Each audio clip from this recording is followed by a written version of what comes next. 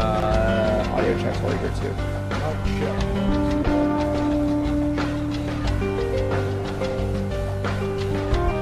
Oh, that's playing still. Okay, that's weird. Okay, good thing we're checking all this. Check, check, check. Mic check. Check, check, check. Mic check. 1 2 1 2. Mic check. 1 Speak regular. You fucking speak regular. I'll speak however I goddamn please. Okay, we're good. Yeah, we'll wait a minute because we're gonna do a bunch of news at the top. Or do you want to wait a little bit? Should we wait? Just jump in a regular podcast, and then when we see people start rolling in, we start doing this. Yeah, we'll give it like maybe 5 more minutes tops. Until we start, or yeah, until we start. Okay. Give it like 5 minutes. 5 minutes. I should actually check to see if my key just happens to be in. Let's see.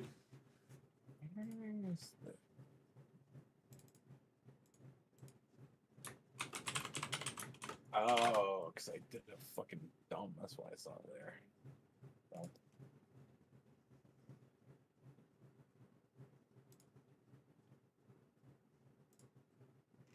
Oh no, there it is. Okay, now I got my code.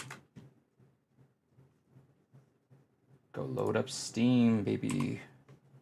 Load up these nuts. Got him. I think I'm gonna try my best to just because I've never been able to play any other fighting game besides Tekken at a like even remotely competent level. But I might try it with Street Fighter. I mean, Street Fighter 6 is both one of the simpler and one of the more complex ones. Right.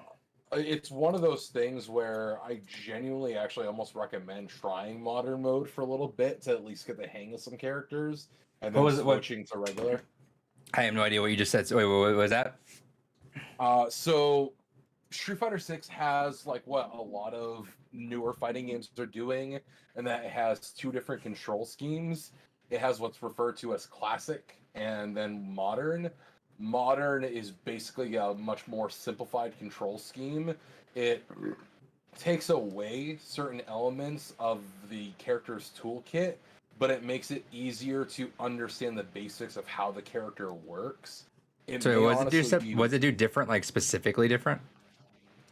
So what it'll do specifically different is it'll basically introduce the concept of easier combos.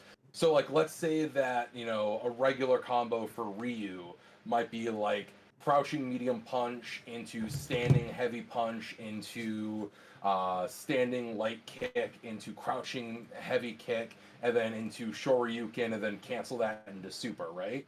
Sure. What the modern control will do is it'll give you a simpler path to do that kind of combo, but it takes away some elements from it. So instead of doing the very optimal damage of that very long string, it'll be like, oh, well, you can do the crouching punch into standing punch, and then you get a kick, and then you just get super. It's Smash, where it's like it had you push B for Hadouken for Ryu, or you do the input. Exactly. Yeah, so I'll just learn.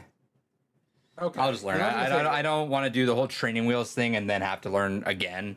That's fair. Learning twice just sounds like really exhausting. Then genuinely straight up, I would say if you want to just learn the fundamentals, honestly pick Ryu. Like it's the bog standard thing to say, but it's the bog standard thing for a reason. Is he's meant to be the like, you know, in Liu Kang in Mortal Kombat, where it's the introductory character. Learning Ryu pretty much teaches you the fundamentals of most characters in the game. Okay. What's up, Trey 50? We'll talk about that in a bit. Hell yeah. Yeah. I mean, like I've like dabbled, but like I actually want to learn. It's just, I think with every fighting game, it just memorizing the combo is just, here's the thing. It's because like in a game like Smash, I know how to do everything with all 74 characters, like not to a great ability, especially even the new DLC, but like I'd say like 60 the 65 of the characters on the Smash roster I can play at a competent, like I'm not getting destroyed level. Like, I can play every single one of that. I got them all in Elite Smash, but I got disconnected my brain from that idea that you need to know it all. You know, like I'm like there's fucking so much to memorize for every single character. I just got to realize like I don't have to learn every single character. I'm just learning the character. And especially in something like Street Fighter in particular, where every character is designed around a specific gimmick for them, even if they have similar inputs and similar types of attacks, their gimmicks change so much about how they play that it's still learning a whole different thing. It's when I try to introduce people into Street Fighter, or at least, you know, fighters of that style, the thing I always kind of recommend is first just find a character that you think is really neat and just kind of start with them and kind of learn it. Unless Sure. you've never really played that type of game at all, then you pick the bog standard one. Well, use them to get the fundamentals, you know? yeah, and there was that one. Remember the I forget what that dude wanted to jump into fighting games. Remember that thing we talked about like a year or so ago, where they made that Yeah. article. Yeah, they said that was the way they did it. Was just find the character you want to play as and just go in with that character. Like become that character, learn everything about that character. So I'm gonna not do the training wheels thing. I get it. That's I feel like that's more for like just like people just diving in for the first time to fighting games. I know like I can tell you I could probably play like a decent neutral and fundamentals game in any fighting game just by proxy Genuinely of how because you know of your that. Smash experience. Just because your yeah, Smash because I know the experience is game plenty like for that. Right. And I mean that actually you're gonna say something. I was gonna go off tangent. No, I was gonna say it's also interesting because even some pro players have said that they're gonna main some characters explicitly in their modern variants. So that's another kind of weird thing. Okay, I could see that opens up a room for you to have a secondary, but not have to invest all that into. Yeah, that's fair. I could see that. So that's why I wanted to like just at least throw that in there of like even pro players are being like, nah, just to make sure I have a legitimate pocket characters. Sure. I'm gonna learn that character exclusively in modern, and it's a Well, legit in strategy. time, I would hope that someone after a year of this game would not do that, but I could see that definitely being a newcomer or at the launch, like yeah. And that might be a good way to just test out every character, do that. Yeah. But for whatever character I do pick, I'm just gonna learn right out the gate. Like, all right, what are we doing? I'm gonna give this a few more minutes. I'm downloading Street Fighter. That's why the frames are dropping, and then we're gonna go. Sounds good. That way I just get this. I can close Steam and not have to think because I'll totally forget about it. I might even play tonight at midnight. I'm gonna be awake. I don't know. We'll see. Summer break, man. If it wasn't for this podcast, I have no idea what day it is. Fair. What up, Juice? He's like aggressively. He's aggressively affectionate. Like you put your. He'll just like smash his face. Just smash his face in your body. Like not graceful. Like Tess will just like slowly like kind of like gracefully rub her head against you. This dude just smashes his fucking face into it. Yeah. Oh, sweet baby. Look at those chompers. Look at that chompers. Look at your teeth go. All right. 4 minutes. Trade 50 in the chat.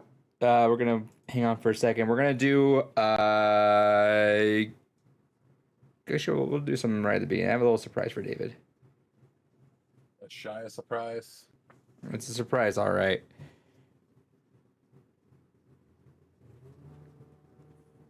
Fine. I'm working on getting my KeyPass self-hosting set up. Oh, so that way I can go ahead and actually commit to having a fucking password thing, because I finally hit a point where I have too many passwords between work and home to remember that I'm finally committing to using a goddamn password thing. That's fair. I've been using that, which is nice because I just have not logged on some places for ages. And I just happen to have like documented it, which is nice. Hey, hold up. Hold on 1 second. Yeah.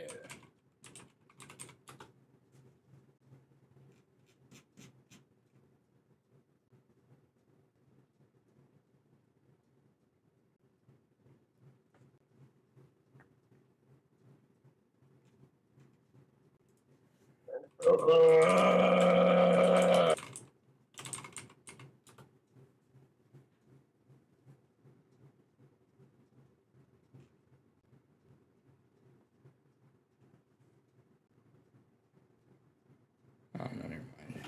Whoa.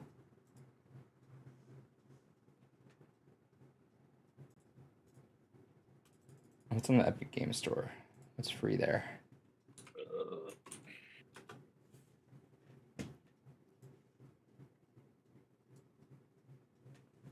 Oh, you're done? All right, cool.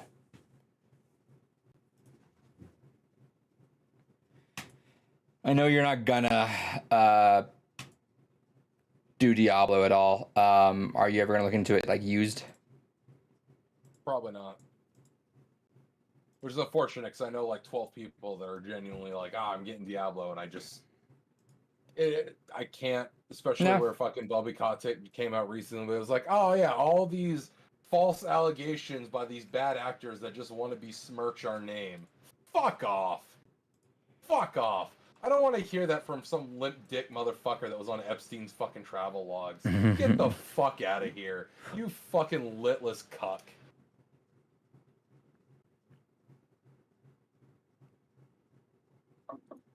That's respectable. I mean, I get it. I'm like I said, I'm just like on the whole like they Microsoft's gonna buy them in a bit, and there's been a lot of progress on that. So I'm just like I'm biding my time. Well, once Microsoft's purchase actually goes through and Bobby Kotick's fucking out of there, maybe. I do think it'd be a good for the girl I'm talking to. I think it'd be a good co-op game because they're dipping their toes kind of into that, but they know how to play games, but like into like the deeper library of things. Yeah. I think that'd be a good game to try. Yeah, honestly, I don't know how 4 will be, but at least Diablo 3 on consoles was fantastic. Diablo It 2 almost felt was more also like good. arcadey. No, Diablo 2 is good, right? I don't know how the remaster was, but I heard a lot of positives, I think, about that. People liked it more than 3 for sure. Interesting. Yeah, same deal. I was looking for that used.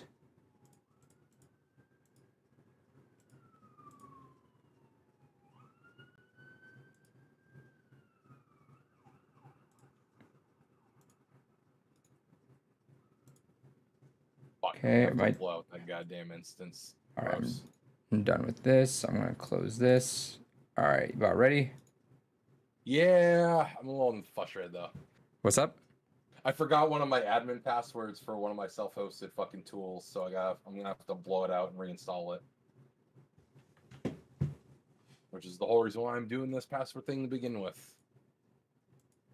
Because let's see, just in my self-hosted passwords that I have to manage. So I have Open Media Vault, Portainer, Jellyfin, Homebox, Air Sonic.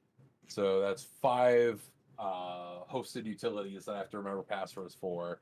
And it's my fucking, what the hell are you called?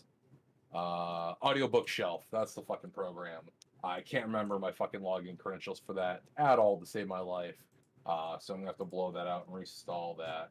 Also, once I have these all set up, I'll throw you a VPN generator, so that way you can log in and access some of this if you want. Right on. Because I'm basically getting rid of all my streaming services and just switching to just self-hosted shit. So it's pretty straightforward. I have a feeling this Everybody 1-2 Switch is gonna be Nintendo Store exclusive, so I'm gonna grab that. Maybe. I'm thinking about it. Like, I don't want it, but I just have a feeling. That was the you know the lore behind this game, right? No. There's actually lore behind this game. I'll tell you in a second. Actually, we'll save it. I'll talk about it on the podcast. All right. We ready to do this? My body is Reggie. All right. Let's see. Oh, Trek to Yomi's in the PlayStation Monthly games. Hell yeah. Yeah.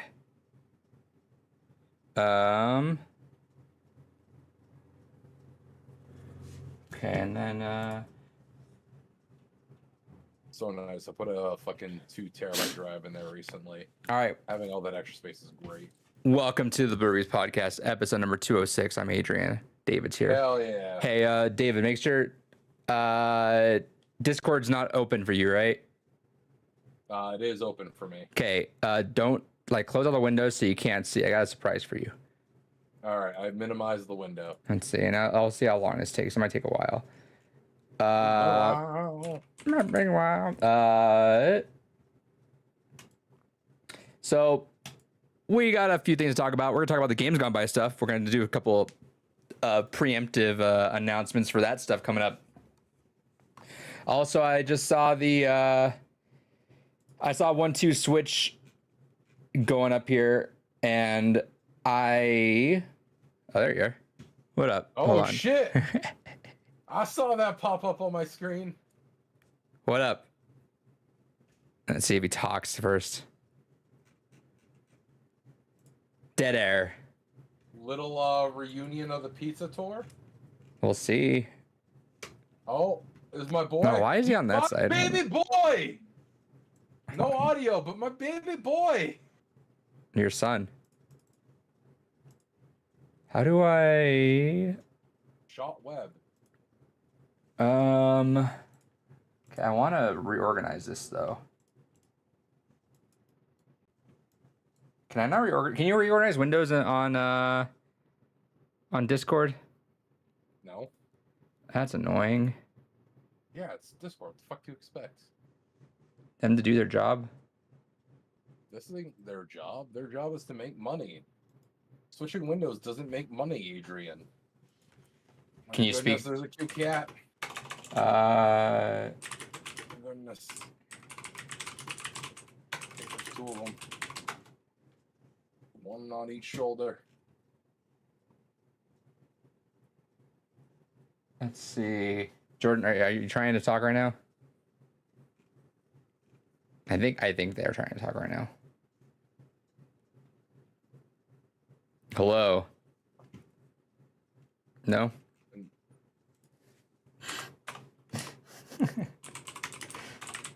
I told Jordan to do all this stuff ahead of time. Fucking slacker. Kids these days. I want to see if there's a way I can rearrange the windows somehow, some way before I do this.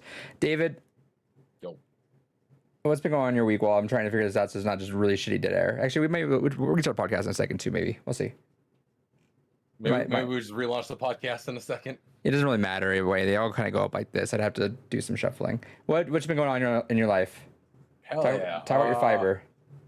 Hell yeah. Well, I mean, as I was talking to you before we were starting to go live, there's actually a few different fiber companies finally fucking open up in the neighborhood, and one of them is working on the lines on my street right now. So hopefully in the next couple weeks, I will be getting 2 gigs symmetrical fiber. And best part is it'll be free because the fiance gets a work stipend for being a work from home worker, and will cover the entire cost of what it would be monthly for 2 gig fiber. That's cool.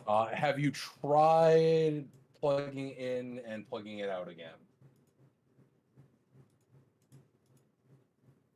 I'm guessing. Are they typing? Yes. Where? In the general chat, I assume. No, I don't see anything from Not in general the chat. Nope. That's a good question. Where is that message going? I'm confused. Is it working? There you There are. we go. I hear my boy now. It seems my voice is working now, but I still can't hear you fucking guys. Hold on. That sounds like a fucking you problem. I don't know what to tell you.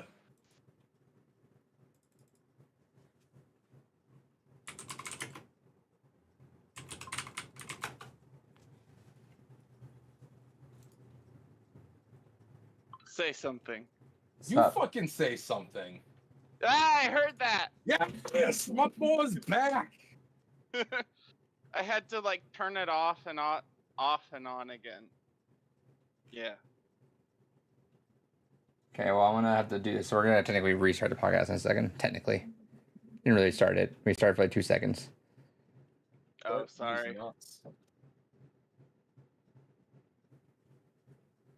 Okay.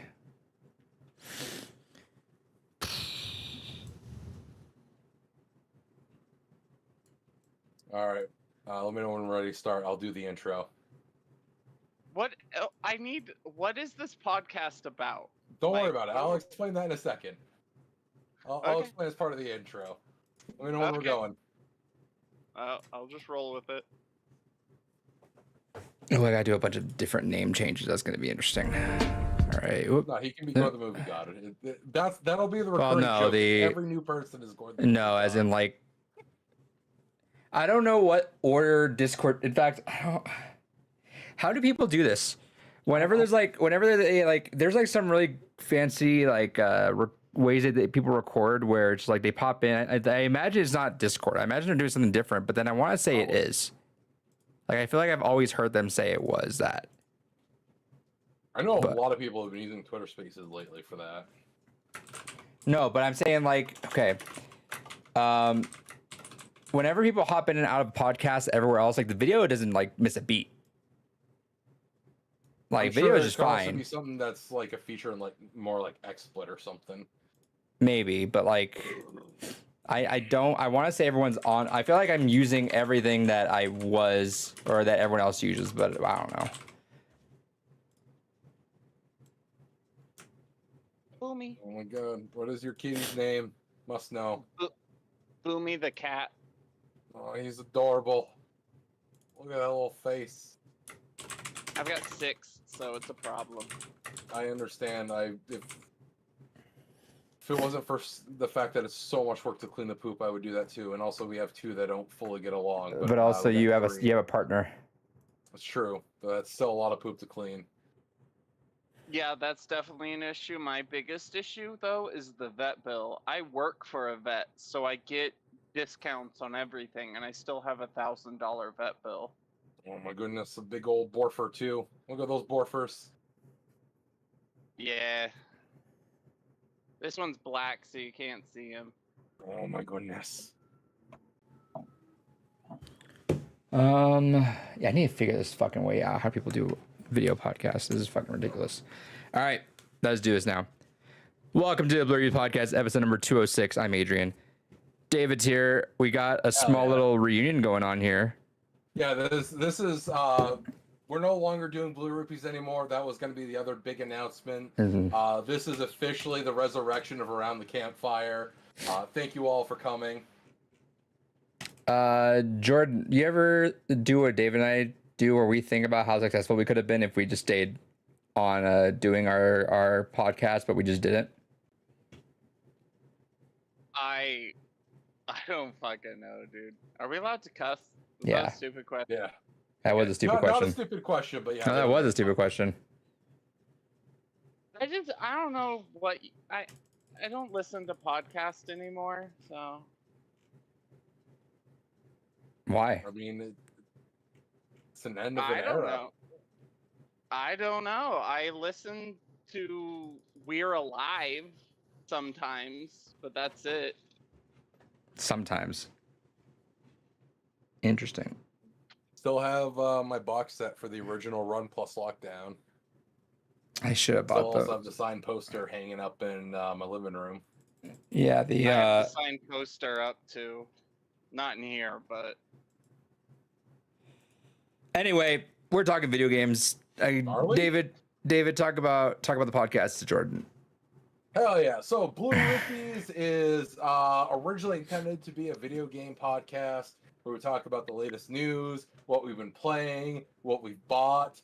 But it is over the years shifted more into really just being about where the fuck we want to talk about, let's be honest. Sometimes that includes Marvel movies, sometimes that includes just any other random shit that's been going on. But the idea is to be about video games, just doesn't always happen. We have that's our crutch. If we don't have anything else to talk about, we'll talk about games. It's because fuck all has been really happening in the video game world as of late. So Also, little by little, I just care less about what's going on. Like, unless something's like massively interesting, I don't.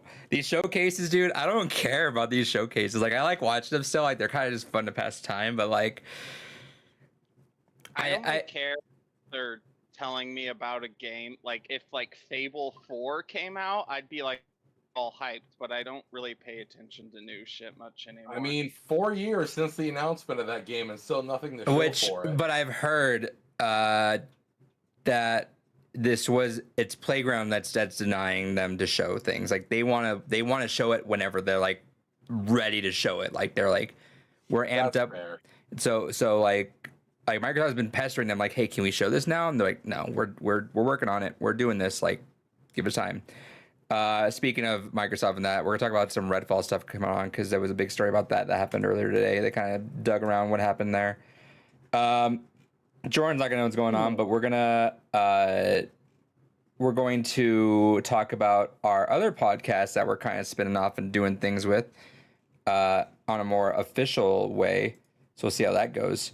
And then I think that's it.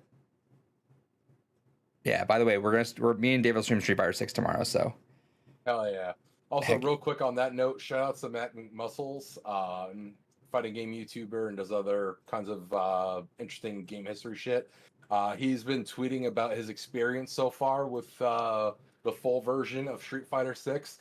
Apparently, in order to unlock the second costumes for each fighter in the game without spending money, you need to reach maximum bond level with that specific character in the single player mode, I which heard in it his takes forever. 18-hour run has only managed to do with one character. Mm-hmm.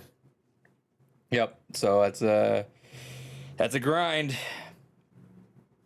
but that's cool with me. So that's fucking bullshit. Fuck off with that. Yeah, let them. They're gonna play it forever. It's fine. No, this is a game you bought. You bought fucking day one. This is a game you buy. This isn't like fucking League of Legends or some other bullshit where it's like, here's a free game, then of course we got to pay with it cosmetics. Fuck you. A second skin for the character should just be in a fighting game the most basic expected thing to fucking be in there. Like bare fucking minimum. Even Dead or Alive. So wait, you have to play to get to that. Yeah. But is it better than buying it? It is, but here's the thing. It's so fucking predatory, though, because it's expecting to play that long. Even fucking Dead or Alive, which is one of the most predatory games for fighting games for DLC, having over $4,000 worth of fucking DLC costumes, still gives you a base costume amount of like 4 to 7 costumes per fucking character in the game. Fuck off with that. The way I see it, when you are making me defend fucking Koei Tecmo. No, but the way I see it, it's No. you're gonna grind the fuck out of that game. You're gonna put thousands of hours in this game. Like literally, Street Fighter 6 is gonna be a game people are gonna put thousands of hours into over the course of like the average all this time. person is not putting thousands. But the average of person hours doesn't give a shit. Even me, who does heavily play fighting games. I think the most I have ever put in a Street Fighter game, aside from Third Strike, is like 100 hours. You didn't like him though. Still, besides the point. You didn't like him. If you like the game and you put time into it. Street Fighter 5, which I fucking went and competed at in Evo. You didn't like it. So I was actually prepping for that game and actually trying to be. You didn't like competitive in it. that game. Yeah, but listen, let me finish my point here. That was still a game I was trying to actually play competitively. I still only put 88 hours into. Over the course of what's it been? Like fucking 5 years? Or some bullshit like that, maybe 3. I don't know how long that game's been out. It was 2016 Evo, was it, that we went? Yeah. So almost fucking 7 years that game has been out, and I've spent 88 hours in it. Yeah, but Fuck again, off with you that. didn't like it. You like if it's a game you like, how much did you put into Tekken? Too much. Yeah, okay, there you go. A game that you liked, that you would put all that time into, that you would have got that. Normies don't give a shit. Normies aren't gonna give a shit. That's normies aren't gonna predatory. give a You shit. can't fucking defend that. No, fuck off. You can't defend that. That's I'm predatory. sorry. This is the Jordan, same. you are the tiebreaker. What is your thoughts on this? He doesn't give a shit. He doesn't know what the fuck you're talking about. Dead or Alive? I've See? never played that game. I put like 100 hours in Overwatch 2. Well, Overwatch 1 and 2, though, and I hate that fucking game, but I play it every day.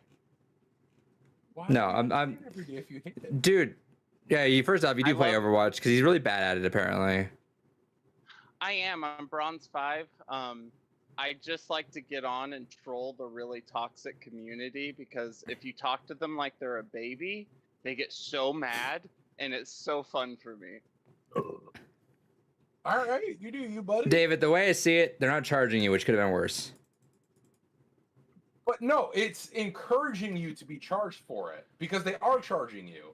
It's just the alternative is like it's fucking designed explicitly to get you to pay because you don't want to grind for it. Alternatively, it is the definition of a predatory market practice. If as long as you can get it, you can get it. I don't give a shit unless it's like abysmally like way out there. If you're gonna play one character, do that. You're not gonna do it for every single character. Are you gonna do it for every fucking character? Like, Yes, I would want a single alternate outfit. Yes, I would expect every character in a modern fucking fighting game to at least have a player 1 and a player 2 outfit. Yes, I would fucking expect that in any goddamn fighting game released nowadays. I guess I just don't give a shit enough. I'm a normie though with that though, dude. No, I don't care. Cool. I guess if it has it's cool. But like, if I don't have to buy it and I just work towards it, cool. I stand out more, I guess. No, that's you can't fucking defend that. That's so. I just fucking did. What are you gonna do predatory. about it? No, that is not a defense of it. That's so fucking predatory. is. It's so dumb. I don't care. If I play a character I like, I'm gonna work towards it. I get the skin, cool. I buy every Mercy skin they have. You know, There, see? I can't talk about whatever game You are the guys problem. talking about. I am. I David, fucking here's the hate it. thing. Here's the thing. Listen, the thing is, I'm in too far. I have every other thing that's Mercy, and if I stop now, I'll be mad at myself. How do you like your pink Mercy skin? I don't have that. Shut up. Get fucked. I have it. I Oh, know, is that and I'm the jealous. breast cancer one they did? Yeah, the Yeah. one that was like $30. And they'll Ugh. never bring it back. Well, that's out. not. Oh, it went straight to. Me. It went straight to I the. mean, it did go to a good. Yeah, I don't cause, give a but shit. still, Like I'll put boom. that. Yeah, and save the boobs. I don't care about the good cause. I just want the skin. I don't know. I'm team save the boobs, so I'm fine with it. Yeah, that's I still like I have like every Mercy skin, just from prestiging constantly in Overwatch 1, but I still rock that pink Mercy skin because I know there's so many Mercy players out there that don't have it, and it's just really funny. It's really funny. It pisses me off when someone has the pink Mercy skin. 'Cause Yeah. I'm like, that's the one I don't fucking. You have. should have saved the boobs. Abaya Arts in the didn't- chat, by the way. I didn't even have a gaming system at the time. I didn't have an Xbox. I didn't have a computer. I went a couple years without playing games because I was too broke. And so it came out in that time, and You could have bought the DLC like on the app, but that's your fault, I guess. I wasn't keeping up with Overwatch. And you messed I up. was keeping up. I was too interested in, drugs. Fair enough. Anyway. I mean, whatever gets you a good experience. Either way. Abaya's asking, best skin you bought in any game. Ooh.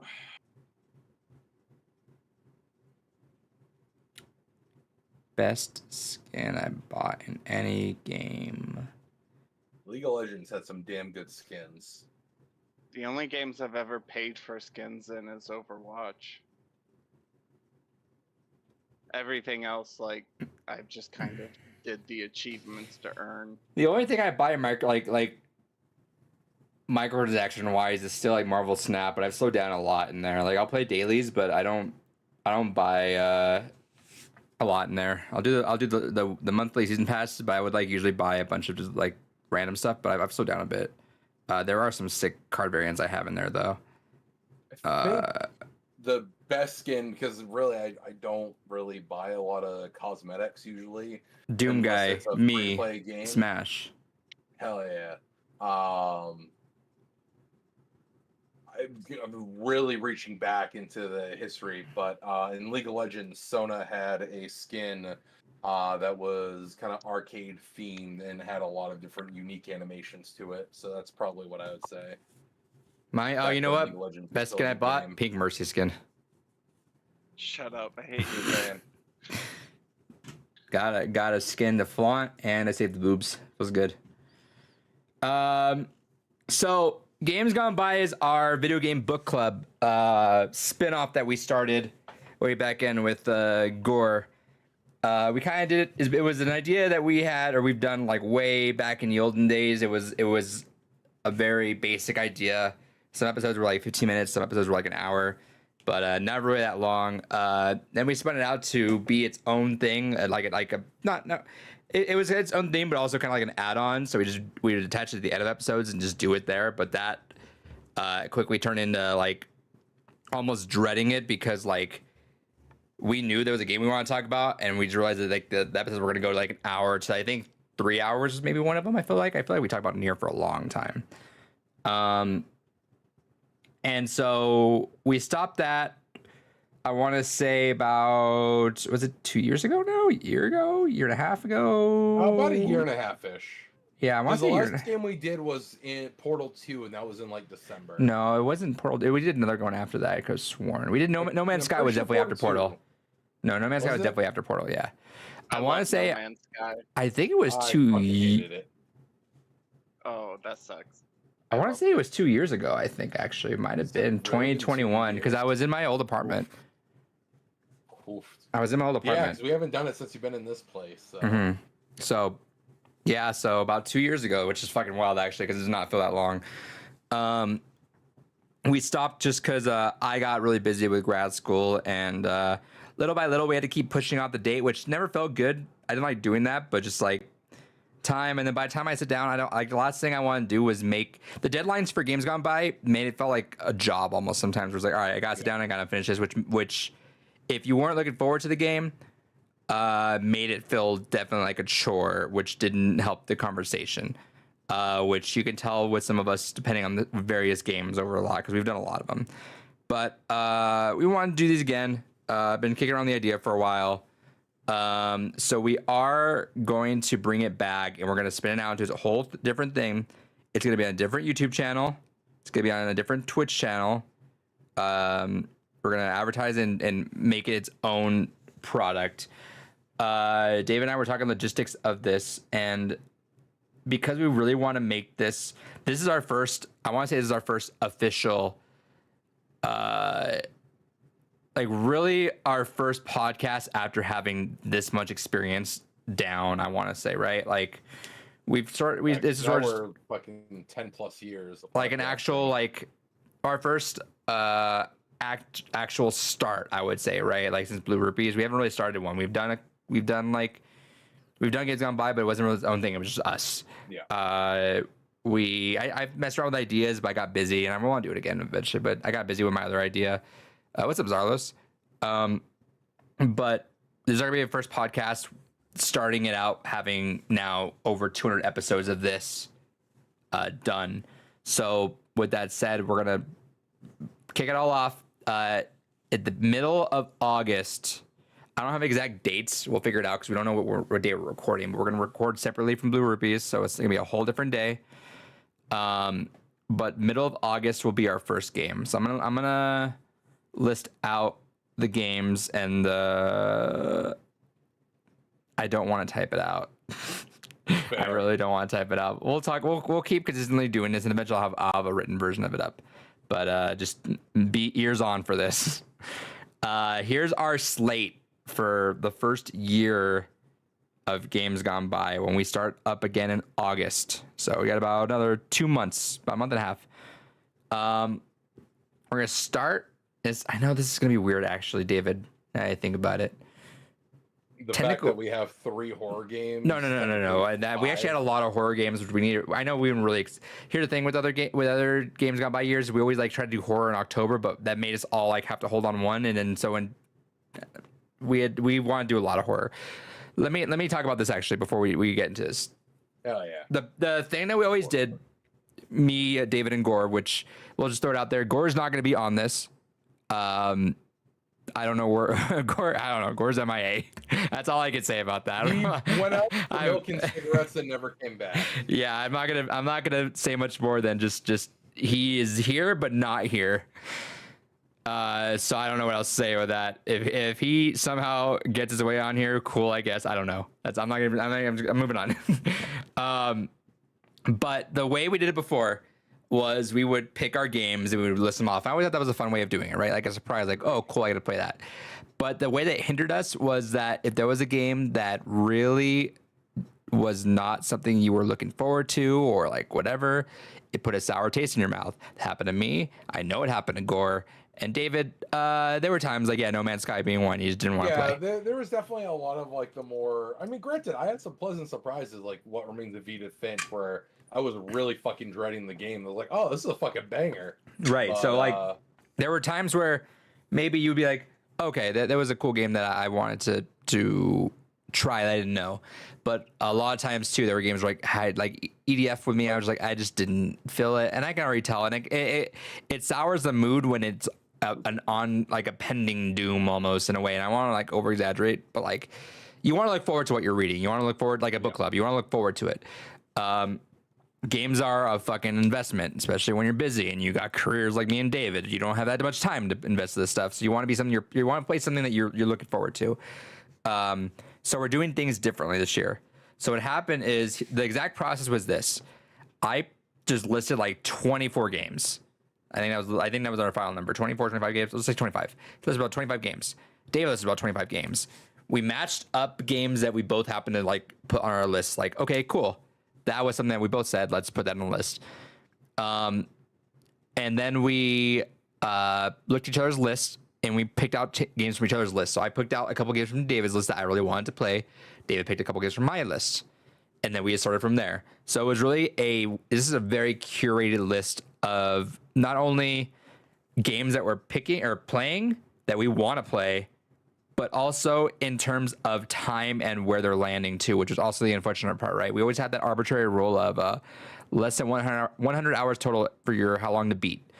That kept it at a reasonable pace, that if there was a game that you made someone play they didn't want to play, you can't go too long. You can't take too much of someone's time. But that feels weird too, right? Saying that you're taking someone's time. We're supposed to be enjoying this. So the idea of hours and 100-hour rules is gone because this is a list that David and I both wanted to do. Therefore, why are we going to complain about hours in a list that we both made? I showed David the schedule. He okayed it. I'm looking at it. It's paced at a point where I feel like I can do this. Worst case scenario, obviously we could reschedule if need be. But we're gonna try our hardest, absolutely, to not do that. Same way Blue Rupees has been pretty solid about days. I mean, we definitely wavered off this year, but I mean this was a pretty hectic year, so I'm not. We're still here. This episode would not be happening back in the olden days. When we dropped a week, we would drop 2 weeks, which we've dropped 2 weeks, right? And then we would just stop. This is still going, so this is a non-issue, which is nice to go over. This is the most committed we've been to anything ever, really. Including David's wife. It's true.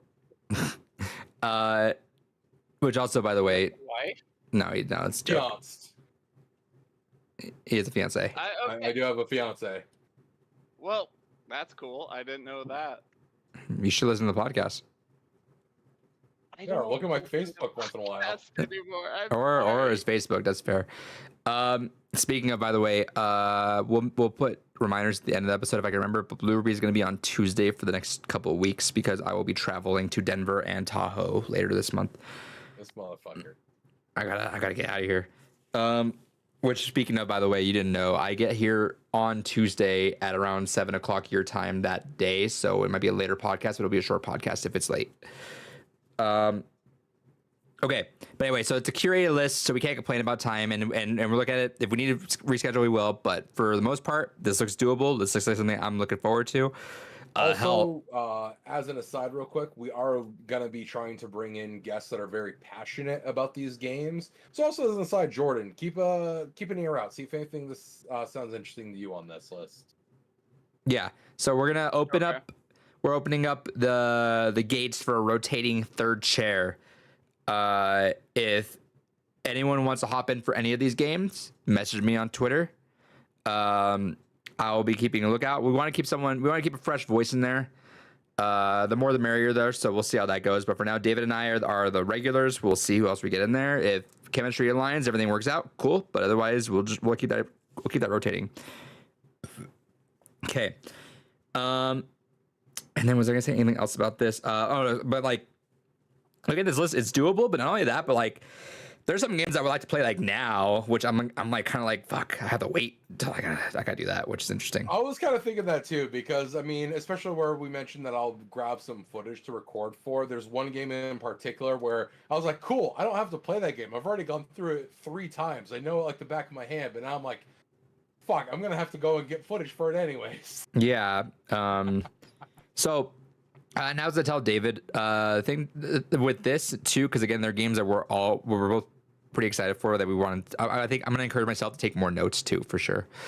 Yeah. And I want to say on that note, how David mentioned with Edith Finch, how it's like, oh, that was a game that kind of caught him off guard. There are games that we still suggested to each other that we still want each other to play. So like that whole like, there's still a surprise factor that could be in play there. So we're not completely holding ourselves off, but it's like, if there was a game that's like not doable within that time, we just cut it out. Like for example, the When They Cry questions and answers arc. Specifically for Higurashi. Yeah, that was up here, but that was a long time in hours, so we cut that out and swapped it out. So that's the cool thing too, with being able to curate this. We can flip things in and out, which we did with the games gone prior, but it was more on the just kind of on the fly. But this was like, we talked about this. I gave him a draft. I've updated said draft, so we're here and we're going. So we're gonna start things off middle of August. In fact, I'm calling it audible technically because it would not make sense the other way around. So middle of August, Alan Wake. Very first game we're playing out the gate is Alan Wake. I've The end never of beat August. Alan Wake. That I've is started it 100 times, but I've never. beat now it. see, this is a perfect podcast to make you do that, because there was also games like God of War 1. I've started 100 times.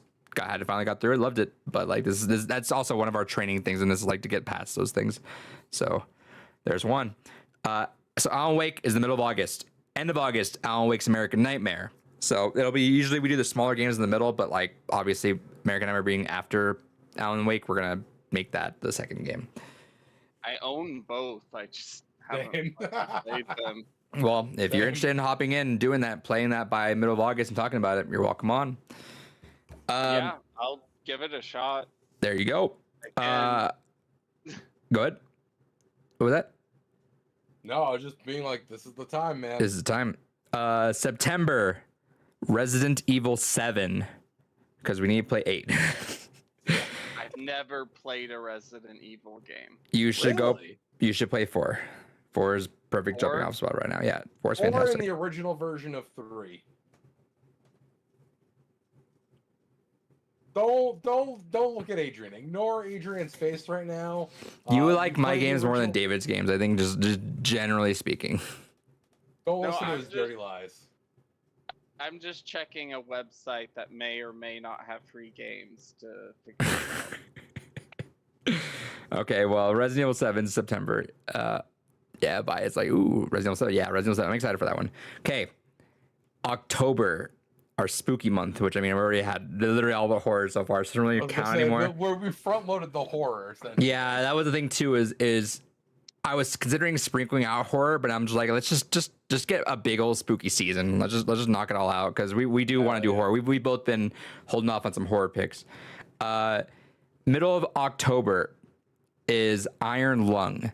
That is a game that Nexpo's covered. I played a little tiny bit of it on stream, and I was like, no, I'm gonna hold off. This looks like a game that I'm gonna just want to play, or maybe even do like a much more like in the mood stream.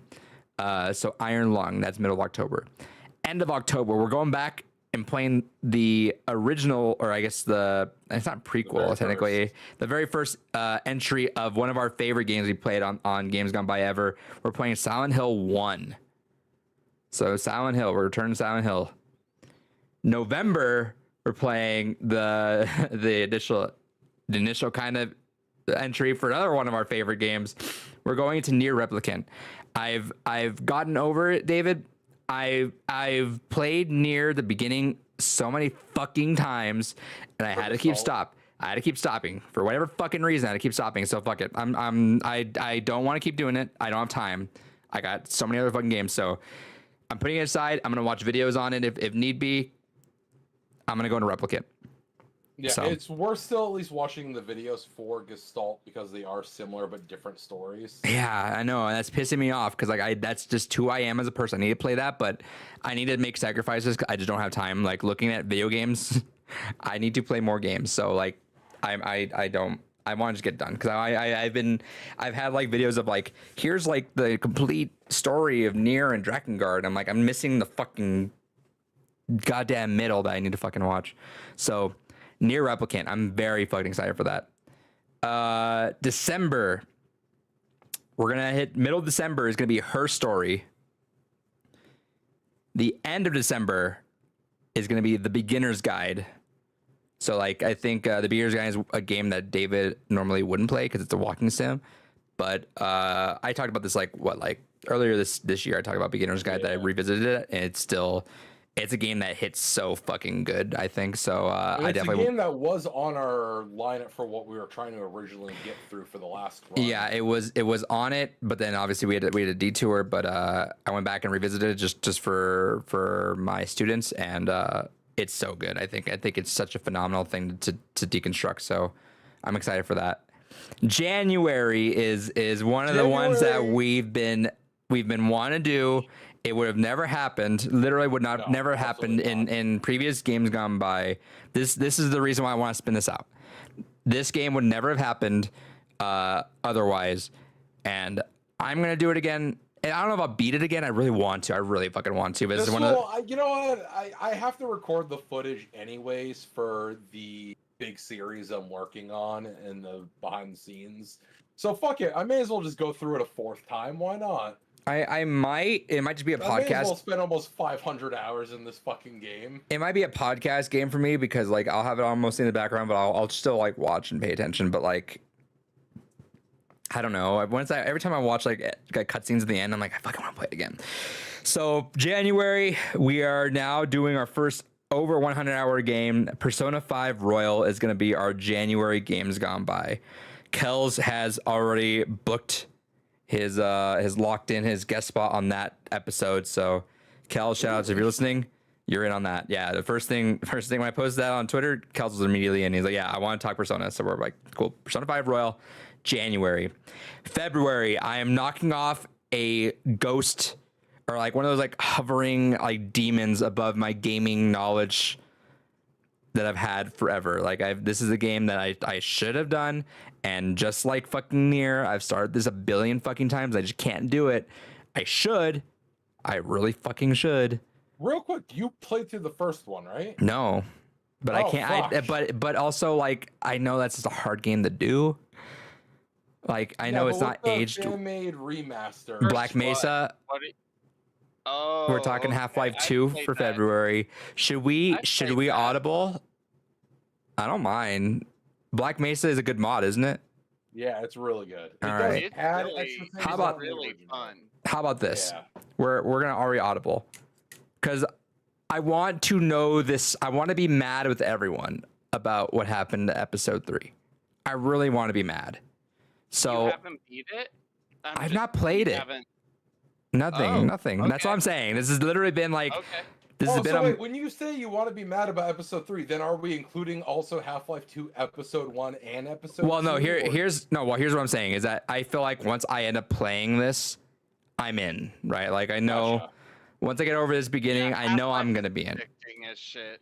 So good. Yeah. So like this has been a hindrance on me. I've always wanted to, and I've tried literally.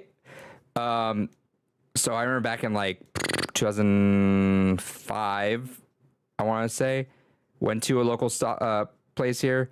They had a buy two get one on used games. Me and my buddy split it. He gave me 2 games of it though. It was Resident Evil 4 and it was Half-Life 2. One game hit, one game did not.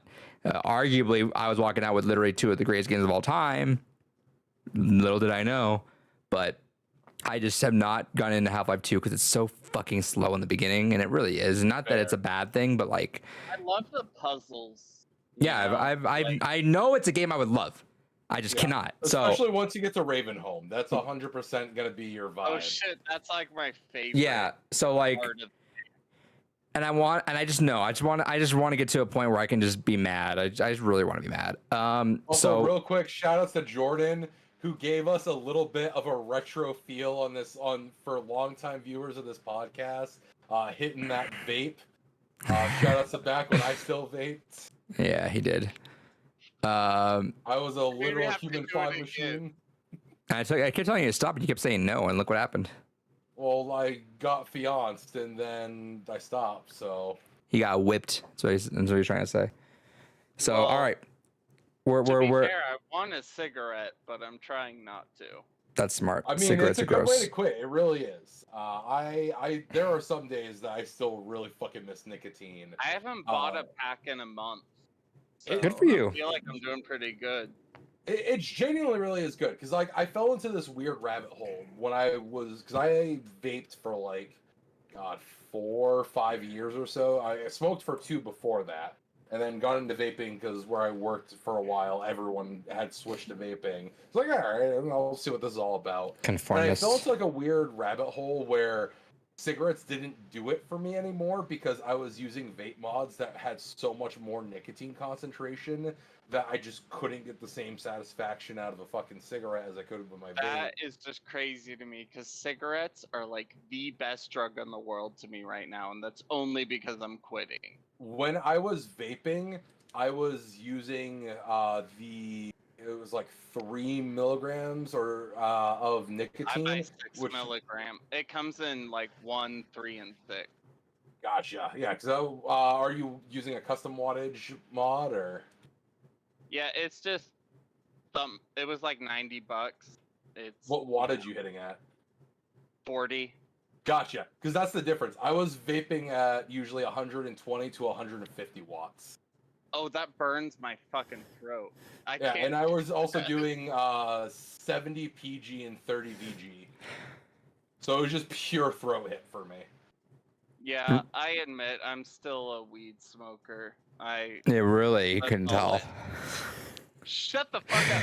All right. It's just all I do. Look, All right. whatever gets you through fucking life, that's all Yeah, that matters. right you know, on. In the grand scheme. As Hey. long as you're able to pay bills and fucking exist as a functioning human being, who cares? Hey, Nick in chat. Honestly, don't blame me. When I first played Half-Life 2, didn't really see the appeal. Maybe if I had the enthusiasm, I'll come back for this. Hello, good sir. Just stopping by before I start work. What's up, Nick? Good to see you around. Hell yeah. Hope work goes well. I was at the local market here, and they have a bunch of like out-of-country goods or more foreign goods there, and they had the coconut drink you gave me. So I was like, ooh, I kind of want to get that. So thought of you this last week. Hope you're doing well. But have you been able to find the Moxie? No, it wasn't there. I know it was there too. I remember seeing that. I remember specifically telling you, like, I saw it here. Should have brought that down when last we all were able to get together. But next We're time doing I'll get something together. next year, by the way. Next summer, we're locking it in. Next summer, we're doing Pizza Tour 2024 Hell yeah! because I think it's gonna literally a 10-year anniversary. And I'll bring Moxie that time. How does that make you feel, Jordan? Just give me enough warning, and I will make. You have a the money year. happen. Yeah, just tell me the exact date when you know Does that when that is. make you feel weird when you hear that was 10 years ago? Very weird. I feel old. Good. I Yeah. turned 30 at the end of the summer. Oh, welcome, brother. Oh shit, you're joining. Wow, I forgot you were a Yeah. little bit more of a baby than us. I'm Oh, not a sorry. baby. I'm 29, but Sorry, yeah. I'm fucking hitting 33 this year, my guy. Ugh. Nick, sorry, yeah, you Calamanzi, yeah, you're right. Sorry, I thought of C and just I went simple brained. Yeah. Also, I can't say anything because my boss is like 24. So This is true. My boss is 26. I'm how's it feel still working for someone younger than you? couldn't be me. Yeah. Weird experience. I mean, my boss is great. Don't get me wrong. He's a fucking homie, but it's No, weird. she's great. She's one of my friends, but it's Yeah. just like it's always so weird for me to remember that she's technically younger than me because she's so much more responsible. Like I am not a very responsible person in most things. Like I can take care of myself, but like if it was like work shit, Yeah. I'm not a manager. I'm not. I'm a worker. I do what I'm told. Conformist. Anyway, So this reminds me of how David was supposed to introduce me to my potential twin over in Oh over yeah, when in- I was working at startup, yeah. apparently David was working with this girl that was literally just me. Yeah, And your future wife there.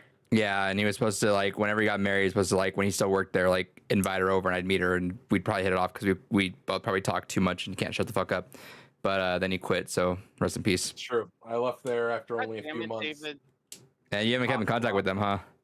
No, I didn't. Rip. And that's because I left them for a place that gave me a 6-figure salary. They knew so- though, like that shouldn't be hard feelings. I feel like they No, there wasn't hard feelings. They were literally like, "You'd be stupid not to fucking take." Yeah, that so money." I'm Like, surprised you I didn't know. Well, in all honesty, though, you probably should have kept the contacts because after what happened afterwards, it probably would have been in for the best maybe to be like, hey, I mean, How are in y'all the grand doing? scheme of things, like it kind of sucked that it took me a while to find something again. But like, it worked out one, eventually, I am right? actually a lot happier being back into tech and doing sysadmin work. Sure. And two, honestly, I can't complain with my job. Like, even though I technically have to go in office, one of the great things about my work is they're very, very loose about like your in office hours. As long as you're disappearing for less than 4 hours, you don't have to use PTO. So you can just be like, I got a fucking thing to do. And they're like, all right, cool. Well, you have a good one. And that's just it. You just fuck I'm off. a- Well, Nice. that's nice about being in a smaller but successful place is they trust you, and if you fuck up, then you're Yeah. out. Like, I work with dogs, so I have to be there or the dogs don't get fed. I don't get to call out. I don't really get to ask for days off unless I do it 2 months in advance. It's kind of shitty. I love my job, but I kind of hate it at the same time. that's I fair. feel that I work with knuckle dragging troglodytes that Hey. when you go ahead and you make a JIRA ticket and they're like, hey, we're missing data, and I put up a screenshot of the file path. The screenshot has the file path. It is in X location. This is the name of your file. And I say, I see the data right here. And they reply to the JIRA ticket, where did you find that? And I just have to go, are you not looking at the fucking screenshot? It's in the fucking screenshot. I don't know what to tell you. Really quick, let me get through this list just because in case Nick or anyone else is listening, so we're on the we Oh, don't yeah, have hell like yeah, a sorry. long like gap in between us talking about it. So Black Mesa, Fair we enough. audibled that, so that's now a February game. March is a game that I really want to play. David really wanted to play. Hell yeah. I called this one out, and David was excited. I called this one out. 13 Sentinels Aegis Rim is going to be our game in March, which that's one of those games that I really want to. This is my push to do it. April's What going to be an game interesting is month. it? 13 Sentinels Aegis Rim. It's like a visual novel, but tactical game too. But apparently the story is really, really, really fucking good. Yeah, it's like a weird hybrid between a visual novel, a tower defense game, and a strategy RPG. Yeah, but like I've never even heard of it, but it got like it got when it was first showing up in Japan, it got like massive accolades, and even when it came out here, everyone just spoke nothing but praise of the story. So I've been wanting to do that for a I while. think the art is also done by like former Vanillaware folks, which is one of the standout Yeah. things of it too. All right, April's gonna be interesting. You got Enter the Gungeon and Cook Serve Delicious. So that's kind of we're playing some games they're fun games. Not gonna we be. just wanted to fuck around. We don't need every game to be a massive, in-depth, crazy story, right? Like we need to have some fun too. Yeah. Nick says, "Oh yeah, hell yeah, my favorite game of 2020, really deserving the hype." There you go. Okay. Nick, did you hear the other prior games? Do you want us to run that list down? By the way, let me know. May, we're gonna do a fan vote month, so that's completely open. We don't have nominees yet, but when we do, we do. So that's just out in the open. June is gonna be something I have been waiting to do. Hell yeah! I have to do this. Something I almost was because the fiance and I are working on reviving our other podcasts there too. We've had a few month break, but because life shit. But we're starting to record for that one again, and that was a game that either we were gonna do it on Games Gone By, or I was gonna go ahead and do it for that podcast. So yeah, so I'm this is a excited game. we're doing this. This is a game again would not have happened in previous Games Gone By iterations. We're doing it. I should start now. In theory, I should probably just start Guys, now. Tell me what the fucking game is. 'cause No, that's I'm the fun like, part. That's the fun part. You got to build it up. This is how we get good podcasting. We got to build I it. don't like the suspense. Yakuza suspense is 0. Yakuza 0 is our game in June. We're jumping into that series. It's happening. I'm David. I have the full set on PS4 and PS5. Same. But you know what though? I feel like it's a really cool Steam Deck game though. Like Yakuza, it runs 100%, flawlessly, and it's like a game that you don't have to spend hours, but you can pop it out, knock an hour out before bed, and just cool, moving on. No, I 100% say it's a great fucking Steam Deck game. Because here's the thing: is if you just play the story straight through, it's only an 18-hour game. It's really not that long. Nah, but you do not But- play the story straight through in Yakuza. No, especially in the first three Yakuza games. Yakuza 3, the side stories were really weak. I didn't even finish all the side stories in Yakuza 3 because of how boring a lot of them were. But I would definitely say, especially for the first three Yakuza games, half the charm and fun of them is going through the side content. So I'd highly recommend going through them as well. I love, by the way, when people complain. I love Say Sorry, again? I was just gonna say I love Yeah, go ahead. Yakuza 3. Yakuza 3. Yeah. Sorry, Nice. that's a hard It's word. not a bad game. It's just when you play them all back to back, like I've been doing, it's definitely was the weaker one. Like I going, never played Yakuza 1 or 2, so if that clarifies. yes, anything. that definitely clarifies things. Like Yakuza 3, again, if you put it in a sandbox, great game still. But going from Yakuza 0, Well, because to they're 1 more to modern 2, now. It's Yeah.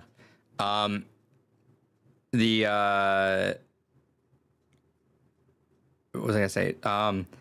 Yeah, I love also just my Yakuza collection. I'm very proud of my Yakuza collection, especially because I was very fucking stingy. I'm not gonna look for it. There was a podcast when I got Yakuza. I want to say Kiwami 1. Or no, I think it might have been Yakuza. It was one of those. yeah, it was 0. It was Yakuza 0 where it was the greatest hits box, but I was very fucking stingy about that. So I went to a GameStop in my city, found one with the blue box, and asked to swap it out, and they let me. That's a very hard to find box. Just the blue box cover of Yakuza. That's very hard to find. Or it's more. Yeah, I because should say. mine is greatest hits. Yeah, I want to say it's fucking massive rare, but it's definitely more pricey. Maybe $50-$60. I want to say. For that version, so I got the nice because again, PlayStation games, no red boxes. I ain't about that. Okay, I go fuck. last game on the first season, quote unquote, of Games Gone By, and we might even do that retrospective thing again. I like the way we did that before, but I agree. I think that was fun. it was a good way to remind ourselves, refresh ourselves and stuff. But we'd have to maybe figure out the format a little bit more, maybe, or maybe make it more official. But I mean, so you still gotta have waifu of the year, so this is true. Speaking of waifus, there are a few in this game. In July, we will be going back to the courts, and we're doing Phoenix Wright Ace Attorney, #1. So Never played that. you've never played Ace Attorney? You would like Ace Attorney. No. Ace Attorney's That's a great. fantastic game. I've heard a lot about it, from the internet, but it's never something that I've bought. You would like it. Check it out. So don't buy it. Just get it from an alternative resource. I'm gonna look at my alternative resource right now. His friend's Steam collection or something. All right. that's our slate. So let me run it down once for anyone out there that's listening, because I know we had a gap in there. We're starting this bad boy up. August, Alan Wake, and then Alan Wake's American Nightmare. September, Resident Evil 7. October, Iron Lung and Silent Hill. November, Nier Replicant. December, Her Story and the Beginner's Guide. January, Persona 5 Royal. February, Black Mesa. March, 13 Sentinels, The Aegis Rim. April, it'll be Cook Serve Delicious, then Enter the Gungeon. May is a fan vote, Up in the Air. June is Yakuza 0. And July is Phoenix Wright Ace Attorney. That's our first list. I think it's a banger list. And you know what sucks too? Yeah. What sucks and what people out there won't know is that the list that Dave and I made had we cut some big boy bangers off this list too. Yeah. There are some games on here that. Go ahead. Sorry, I would just say I would love to join you on the Half-Life one. That's Hell the yeah. only one I have a deep knowledge on. You know what I'm gonna do right now? I'm gonna mark this up. Let's see. So I know Kel's locked in Persona. We have a tentative for Replicant and a tentative for Silent Hill. Okay, I put TBD on that. Hold off on any more asking. Let me see what we got first after that. And then Jordan, do you want Alan Wake? I will play the whole game. Yeah. That's the point of this. Yeah, the only thing that stopped me is lack of inspiration. There you go. Abai says, I want to play Iron Lung. It's short enough that I can find time to play it. Yeah, it's a really cool game. It's one of those games that you can dive deep into it. But yeah, it's on surface level, it's not too bad. I'm going to look back, though, because... And then Jordan for Black Mesa as well. Yeah, I got him down there. Oh, yeah. Perfect. Yeah. There are some, big boy bangers that we cut off on this list that sucks. We'll see, because there's some games that I really want to play that. I'm probably gonna play it on my own. But yeah, it was fun because Dave and I would go through it and you would just hear audible ooh, that's a game that's on the list there. So Yeah. who knows? Maybe for season 2, once we start getting close to that, maybe we knock some of the games on there. Otherwise, maybe we just knock them out on our own, we probably should be. A couple of them could show up in the fan vote. Who knows how that goes? There will be a couple of these. I think that's probably a way to go for that. We were just gonna have 2 fan vote months, but because we're rebooting it and we're gonna see how we start fresh, I want to make it as genuine as it could be. So fan vote's gonna be announced later on and only be 1. But yeah, there was one game actually. I forgot about the fan vote month for a second, so I replaced it with one of your games, David, which you would have really fucking liked. But maybe next time. Anyway, games gone by is always fun to talk about. I get excited to talk about just what to play and having a list of knowing seeing this list and going that's all games that one year from now, essentially maybe 13 months from now, I'll have done, knocked off, feels good, no more, right? That's the cool thing about this is you have to do it, so therefore it will be done. Silent Hill 2, Nier Automata for me, cool. They're done. Chrono Trigger, when that was first on there, I'm like, cool, fucking finally knocked that off the fucking list. I can do that. But yeah, so we'll see you there with this. I'm very excited. Alan Wake's gonna be a return for me. I've been played that since 2011, I think it was for me. I think I played that. Yeah, Alan Wake, I think played 2011. So it'll be a nice go back. And I've never actually finished American Nightmare. I started up a couple times, but just wasn't really in the mood. So that'll be good. I'm trying to play through Quantum Break 2 right now. What was that, Jordan? Sorry, the last time I played Alan Wake was 2021. That feels so long ago. It was 2 years ago, but I mean, life's going. I'm gonna try to get Quantum Break, and I want to get Control done before Alan Wake 2, which David unfortunately won't be playing for a while, but it's fine. Fine. It's I fine. know that Control is that involved into what's gonna happen with Alan Wake 2. No, I'm saying because Alan Wake 2 is digital only. Well, yeah, that too. I'm a lot less excited for that, but that just means fuck it, whatever. I'll wait. For THQ Nordic stepped up and said we will do that. They're gonna have a physical copy of that game. I would be shocked if there was no physical copy of Alan Wake 2 somehow, some way. I don't buy physical copies anymore. Yeah, my man, digital world, baby. We living in it.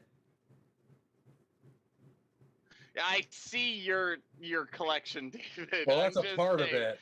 There's I more over there, Oh, I don't doubt it. I don't and fucking then there's doubt more it. stuff over there. Saying, I stopped buying physical copies years ago because like I lose them every time I fucking move.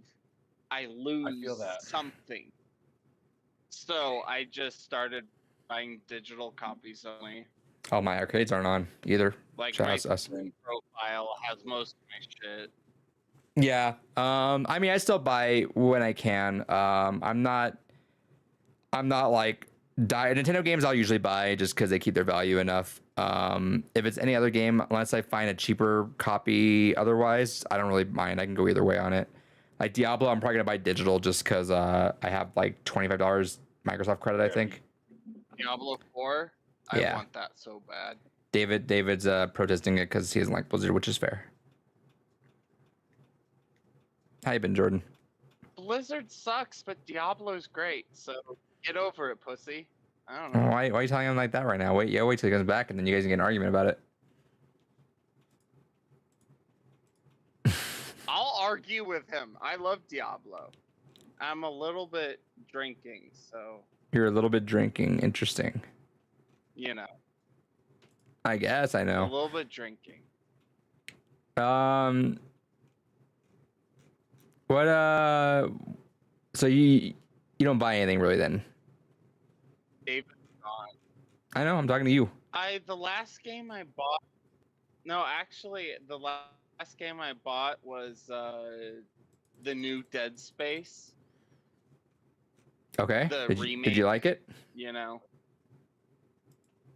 Did you play I'm it? trying to, but it fucking lags on my computer. I can't figure out how to reduce the lag, and I'm kind of convinced that my computer just sucks too much. You should And it's not even that. Invest into a Steam Deck. You would love it. I've considered it. It's just, you know, I have priorities, and video games aren't it. That's fair. Unfortunately. I wish they were. I wish they fucking were. Oh, it's fucking hot in this room. Wait for this. Oh, David's back. Yeah. Let's see. Hey, David, Jordan has something to say to you Quit about on us. Jordan has something to say about Diablo 4. All right, so What did I say? He's not buying it because he doesn't want to Did buy. I call you a pussy? Yeah. Because David's protesting it. I may have called you a pussy. that's fair. I just like to vote with my wallet. I don't give a fuck. I see I'm broke no matter what. If I buy a game, I'm broke. So, like, fuck it. I don't know what that has to do with the conversation, but sure. All right. Okay, George. So what games have you played then?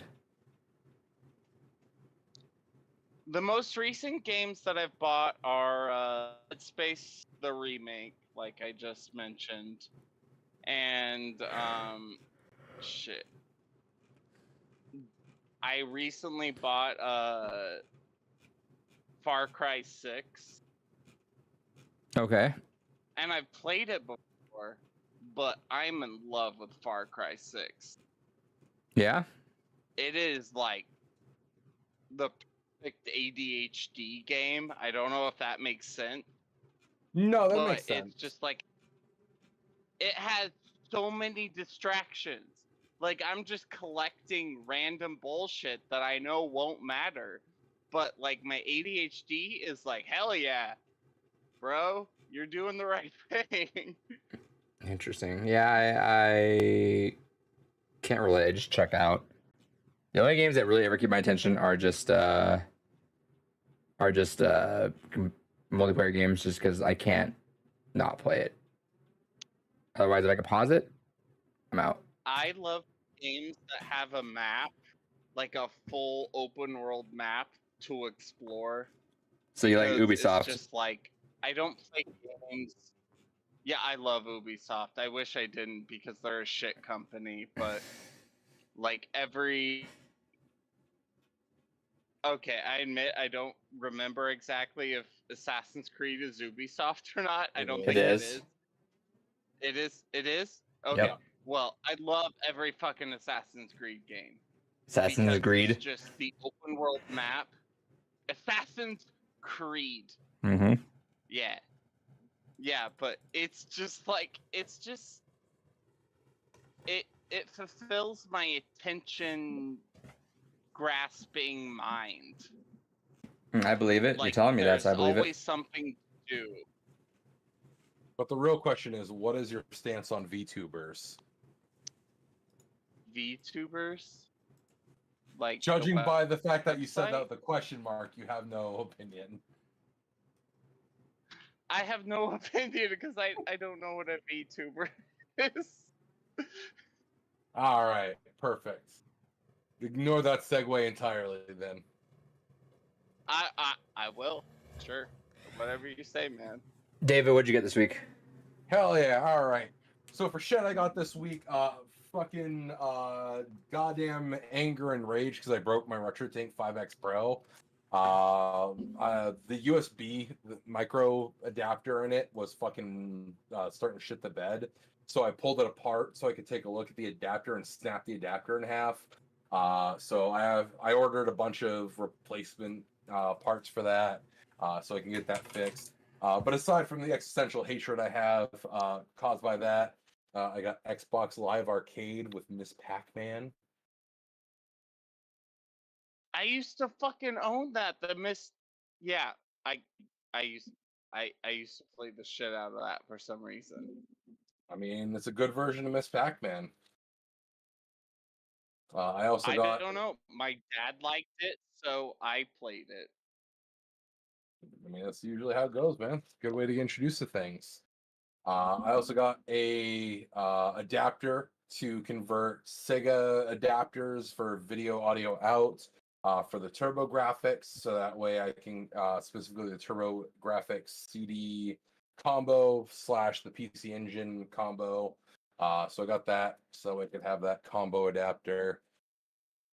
Got the Retro Defenders PlayStation 1 / PlayStation 2 controller. I haven't had a chance to like really bust in with the game yet, which is why I was frustrated that my fucking RetroTink broke because I was gonna play my goddamn PlayStation 1 with it. But as soon as I actually get a chance to fucking play it on real hardware, I'll let you know how that is. Aside from that, got Lego City Undercover on the Wii U. Hell yeah. I actually got a smorgasbord of Japanese games here. I got the Japanese version of this game just because it was $2. So fuck it, why not? And then a Dragon Quest VII. I got this. It doesn't currently have an English translation, but I know there are a couple of translation groups that are contemplating picking it up. It is Dracula Detective. It has a very kind of Atlas vibe to the artwork and the aesthetic, and it's just some kind of weird detective story about vampires and other heinous bullshit. So I figured I'd pick it up, and I know that eventually there will be a fan translation. There just isn't one yet right now, but I wanted to have it. Yeah, You're a nerd. I am. I don't have all this for no reason. I am not a sysadmin for not being a nerd, you know? This is fair. Speaking of games and fan translation, you go ahead. No, you're good. Speaking of games and fan translations, I got this for $9 because I just want it physically in my collection. I play the hell out of the fan translation for this on my modded PS2. And that is a Dake Street Special Final Fantasy cross Dragon Quest. Very fantastic fucking board game. It's basically like if you included the stock market into Monopoly. Wasn't that like it's just- Fortune Street? Yeah, it's Fortune Street basically. Okay. It is Fortune Street. That It's just doesn't with make it sound very fun to me. I hate Uh, Monopoly. I love Monopoly. So when you add an extra additional layer of having a stock market on top of Monopoly, it's a lot of fun. But yes, if you played Fortune Street, you understand the concept of this game. Except it's with Final Fantasy and Dragon Quest characters. David, I want you to know it's never gonna happen, but like in an alternate world where we live near each other, I would have swindled you into a full game of Dokapon Kingdom at some point. I would have been down for that because I do have that and I do like that game. It is fun. Yeah, but it's just like never ending Mario Party that you could save and you have to come back to, which is terrifying. Maybe 1 year for Extra Life. We should work that out. No, but it's like it has to go on for longer though. That's the thing. Yeah, but I mean that's like for hours. Actually, what I would like to, we'll get to it. Keep going. Also, real quick, I got, of course, the Humble Bundle for this month. Pretty good month. Humble Choice was a good month. Yeah, it was a good month. The Invisible Hand Behind the Frame, which is that kind of Fucking bought that this Miyazaki-looking last fucking sale. Finally, I fucking need to stop doing that. I had it on my wish list for like the whole year and a half. I was like, yeah, I'll just buy it. Whatever. I'll finally do it. Should have just fucking waited. yeah. So I have that. Windjammers 2, Operation Tango, Bending in the Dark Revival, Spiritfarer, Warhammer 40k, Chaos Gate. Also, Metro Last Light Complete Edition is free on Steam for a few more days. Grab that if you haven't already. I also picked up a digital copy on Steam of Street Fighter 6. Hey, well, what was it? Metro what? Metro Last Light Complete Edition. All right, sorry. Continue what you're saying. And lastly, I forgot about this series, and this is a series that has gone up quite a bit in value. It'll probably start tanking a bit now that they have the first remaster for the series out, and that is Caligula Effect Overdose. Game series I've been wanting to check out, but have held off because it's held high prices. But now I have the remaster, so we'll see how that goes. I love how you have all the games ready to present. Well, that's what we do. Yeah, I know, literally, as soon as I buy a game, I just bring it to the office and I throw it on my desk and I forget about it until it's time for the podcast. Oh, David, that was like last week that thing ended. For Metro. Oh, was it? Yeah. Well, I got that when it was there. Hell yeah. They go cheap enough anyway. There.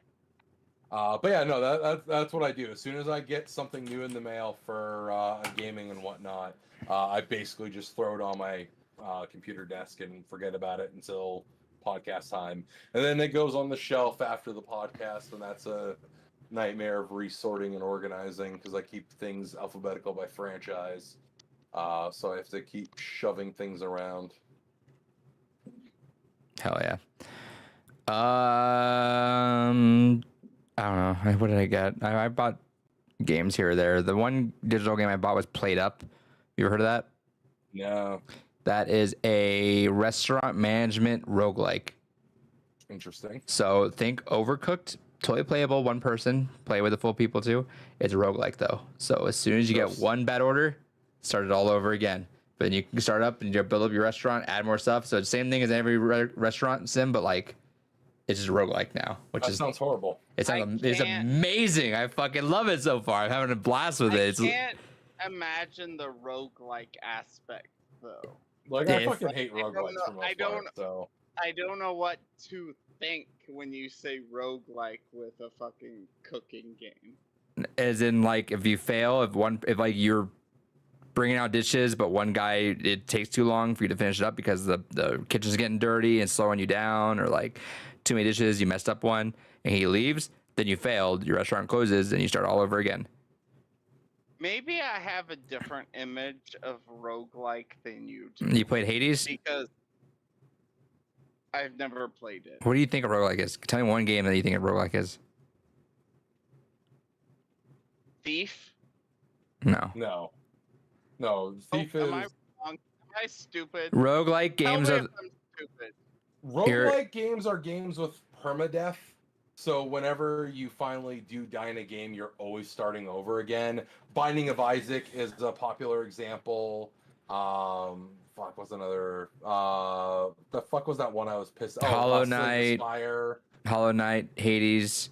Hollow Knight's Metroidvania. What the fuck are you on about? Have I never played a Oh no, sorry, yeah, roguelike never mind. game? Hades. What else was I thinking of? I wasn't thinking of Hollow Knight. I was thinking of something else. Returnal. Because I thought I've played a lot of games, but Roguelites are the ones that you will Yeah. die and you have to start all over from the beginning, but like it'll incrementally like bring you up. So it's Splunky, Spelunky is a good example of I yeah. played Rogue Splunk- Legacy. Splunky, it's like that, you know, where you die and then you come back and you kind of get a little more powerful and you get farther and farther. Meat Boy? No. Is that a No, that's roguelike a game? Dead platformer. Cells. Dead Cells is one. No, Dead Cells is Metroidvania. That tells. Oh I'm yeah, no. that is I'm Metroidvania. really trying to understand what a roguelike game is. It doesn't- It's so, literally like what you've explained. You basically play through the game, and if you die, that's it. You lose all progress, and you go back to the beginning, basically from square one. But incrementally, you'll get No, more No, like. no, that's Stressful. specifically if I you get play- incremental I play increases. games That's a on roguelike. story mode, so like Well, that's what I'm I'm saying. like- We're talking about roguelite.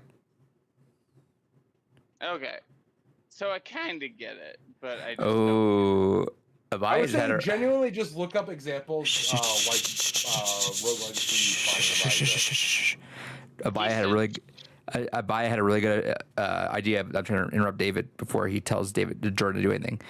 Abaya said, "Have Jordan play a roguelike game on stream for the first time. That'd be fun. I would do it. I would do it. We'll have to do that, and you can stream I'd your love gameplay to us, to and we'll game. walk you through it. That's a fun thing to do for stream, actually. Maybe for games gone by too, to help encourage one another. We just like kind of walk them I mean, through the we game have and do a that. roguelike on Games Gone By. No, I'm saying in general though, like I can Okay. share my screen. that's what I'm right? saying. But like for any game, right? So like for example, I don't know. I can think of one on the top of my head, but like if we're playing like Persona, I'm just making one up, like Persona, and then Jordan's playing it for whatever reasons, for example, then we can like walk him through and watch him play or something like that. That'd be good, like little extra Actual Life content. would also be a good time for that too. Yeah, but I'm saying for bonus content like on like Yeah. a weekly basis almost. Yeah. Adrian, the teacher, teaches Jordan, the student. I have wanted to make Games Gone By a little bit more. No one was watching these. Well, there were a few people watching actually, because we kind of got random stragglers here or there. But I want to make Games Gone By a little bit more like when I was doing the Halo run back streams, when I would go through and would do a day for the first time. I kind of like walked him through a lot of those games, but like I would give him like a fucking for Halo 2 specifically, because that was my game. Yeah. I gave him like a whole ass PowerPoint with like the different ads and walked him through all those. And I love for us to kind of go through that somehow, some way with these, now that we have like a pretty good idea of it. So we'll see. But yeah, maybe we'll do that with Jordan. That'd be fun. Where did we get on that topic from? Oh, Played Up. Played Up is great. I love Played Up. The restaurant management sims, like the fun ones, those things are great to me. Great. Anyway, David, do you have more stuff? No, that's it. Cool. Oh yeah, that's what I was, yeah, that was what I bought. What did I buy? Anything else? Oh, I did buy something else. Hold on, I forgot.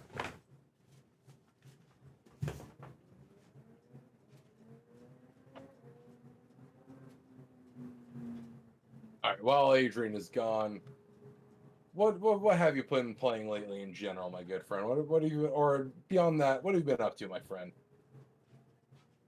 I've been playing in general fucking Dead Island 2 or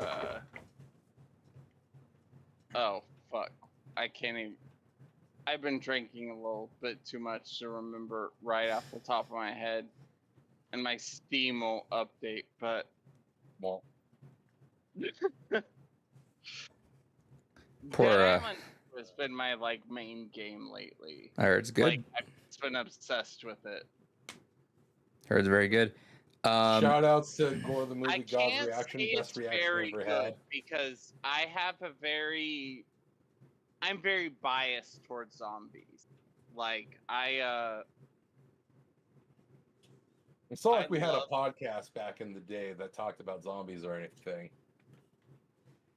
I don't know, man. I'm just living my life. I'm just saying. Holy I- shit! You hey, need Jordan. You need to lay off the bottle just Jordan, a you're little fucking bit. gone. Yeah, Holy you hell. need to lay off the bottle just a little bit more, buddy. Holy hell! I'm trying. I'm trying. I know You you're made me trying. wait. We're not gonna air out your personal life. We're just offering Yeah. friendly suggestions on stream right now. You made me wait an hour till this fucking thing recorded. So you gave me an hour to drink. No, I gave you an hour to wait. Drink. All right. What else am I supposed to do in that waiting time? I don't know. Fucking play with yourself. What else would you do? All right, moving on. You want me to fucking masturbate for an hour? Yeah, fucking do it, coward. All right, That all right, sounds exhausting. all right. Also, you can Work tell on it's fucking arm muscles. summer because poor Juice is just laying himself out in front of the fan right now. Aw. He just needs to air out that thick little belly he has. I got this actually. I forgot about this. It was like $20 in GameFly. So Hell yeah. Vodka. yes, you need to stop. Jordan, that's your last drink for the night. Yeah, no more drinking, only masturbating. Okay, that's my last drink for the podcast. I No, for the promise. night. For the night. You're done. Maybe. You're done. Maybe. You're done. You're done. Listen to your big brother. You're done. So- every time you think you're gonna have a drink tonight, just masturbate instead.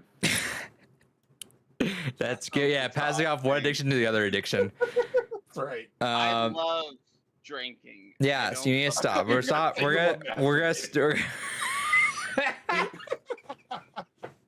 That sounded weird. I wish I didn't say that. So It's too late. Episode You of need- that you need fucking to- addiction. you need to stop drinking so much. But speaking of drinking, actually,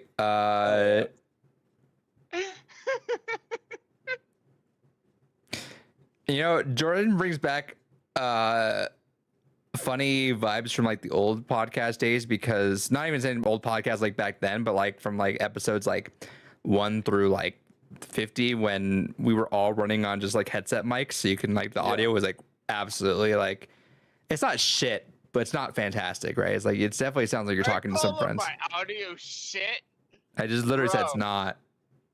I paid $20 for this mic. Yeah, you're done for the night. By the way, you need to drink some water. Drink some water. I don't have water. I Okay, don't go get some water. Go Go get some water. Yeah, go get up some and get- bread. Yeah, get up and get some water. You know what? Fine. I'll go get water, but you'll have to, deal with that guilt that I'm not here. Absolutely not guilty whatsoever. I can't hear you, but you can hear me. Row, fight the Oh, power. oh. Jesus Christ, my man's. I wanted to get him out here for a second. 'Cause speaking of drinking, I'll probably have a stream on. I want to have a graduation stream, like a celebration graduation. I know it's been a couple weeks, but like, yeah. See even the chat. Oh, Jordan, you need to stop, please. Yeah, we'll work. Maybe that'll be an ongoing podcast thing. We'll keep him busy with that. We'll see. We need a rotating James third gone chair. by in AA. Yeah. We'll make Jordan have a thing to show up to now. But I will have a stream probably because I want to do a fun graduation stream, take some shots, play some games, hang out. Yeah, let's do some fucking Jackbox or some shit. Yeah. What are you doing Saturday? This Saturday. Yeah, because I'm not here. Other than following helping Saturdays, I my think. Meme with her computer. I don't think I'm doing anything this Saturday. I'll start advertising it tomorrow then. So we're doing that before he gets here. Before he hears me, drinking stream on Saturday. Masturbating furiously on Sunday. I will repeat one last time on Sunday will be the circle jerk. All right, drink your water.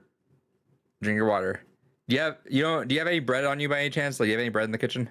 Or any protein. Proteins help as well. You're muted. You're muted Fuck, again. it's gonna be so hard for him to figure out how to unmute. Oh my god. I missed you, Jordan. I missed you so much, buddy. All we need to do now is just get Joel on an episode. I do need to contact Am her. I else. unmuted? Yeah, you're good now. There you go. I'm gonna There's ask her a right now. stupid button on my fucking headphones that mutes it. And Well, that's on a I- lot of headsets, man. That's because sometimes you need to mute yourself in mid game. True. I've never had a headset before you told me to buy one. Welcome to the future. Man. I feel welcome in the future. Thank you. You're welcome. Let's see. Nice, dude. I have water. You can't read it because it's backwards. In Actually, the I can screen. read it. No, it's the just- right way for us. Backwards. That's because it's showing you how you are, so you can adjust. It's like a mirror. Why would it show me the backwards way? This Because is that's because that's how like light reflections work. When you're there's an episode of QI that talked a bit about it. When you are looking at a mirror, the reason why everything feels reversed is because it's not actually reversed. It's displaying the image exactly as it's perceived. He's too drunk to understand any of this. I'm not too drunk. Shut the fuck Okay, up. repeat back what he said. I'm smart. Repeat back smart. what he said. That is a trick question. All right. That is a trick fucking question. I can't repeat. I have ADHD. I can't remember. I do too, buddy. anything. Okay, but my excuse is better.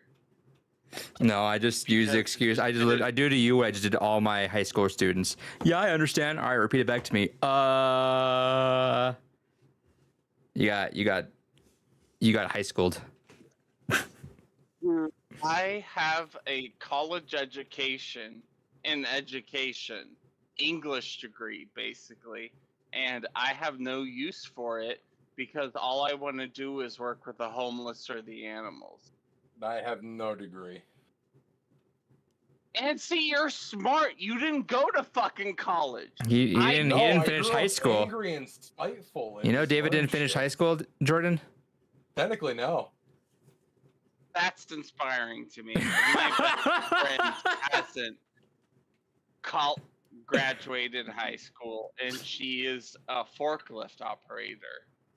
And she's like, "That's the best I could do," and I'm like, "That's not the best you can do." You tell her, Yeah, Jordan. no, I basically went to night school to finish up my education, and then from there, I just got certs because I just studied. Well, you're very smart, and there's I no am not denying smart. that. I am just able to Fuck up. replicate You're with information. computers. You're with computers. That requires some form of smarts. Shut the fuck up. You're It smart. requires memorization. It doesn't require smarts. That's smart. What do you think smarts is? Is not remembering Jordan, things? drink No, some. look, here's the Jordan, thing. Jordan, drink some water. Here's the Jordan, oh, wait. What? Drink some water. Okay, I'm gonna drink some water. Here's the thing. Where I work is at a literal neurosurgery company. I work IT at a place with Here's the neurosurgeons. bottle. I Am I am not sober smart. enough for you? All right, go. Hey, Jordan. All right, here's your next step. Oh, you almost made it. No, actually, the lid's top. All right, here's your next step. All right, you're gonna follow what I'm doing. You're gonna get one more bottle of water, and you're gonna check really quick to see if there's like a couple pieces of bread, like 1 or 2 slices of bread. Or even like a little bit of protein, some kind of like chicken nugget or He's something. a vegetarian. Oh, that's right. I forgot about that because it took us ages to find that vegetarian pizza.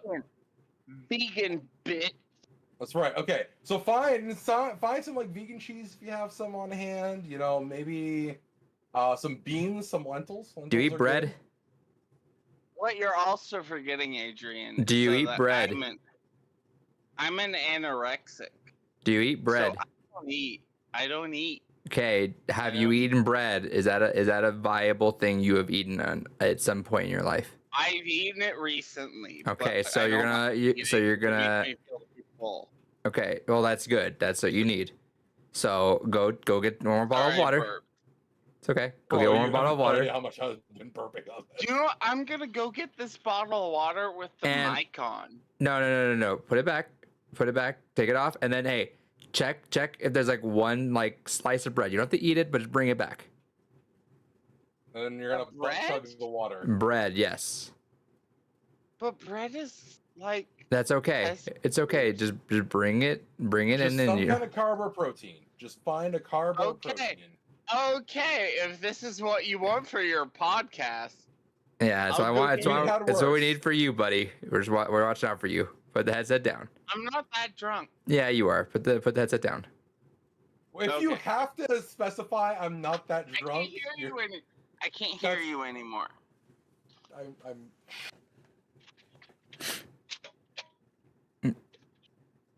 He says as he just stumbles out. We need this chaos in our podcast. It's been a little bit.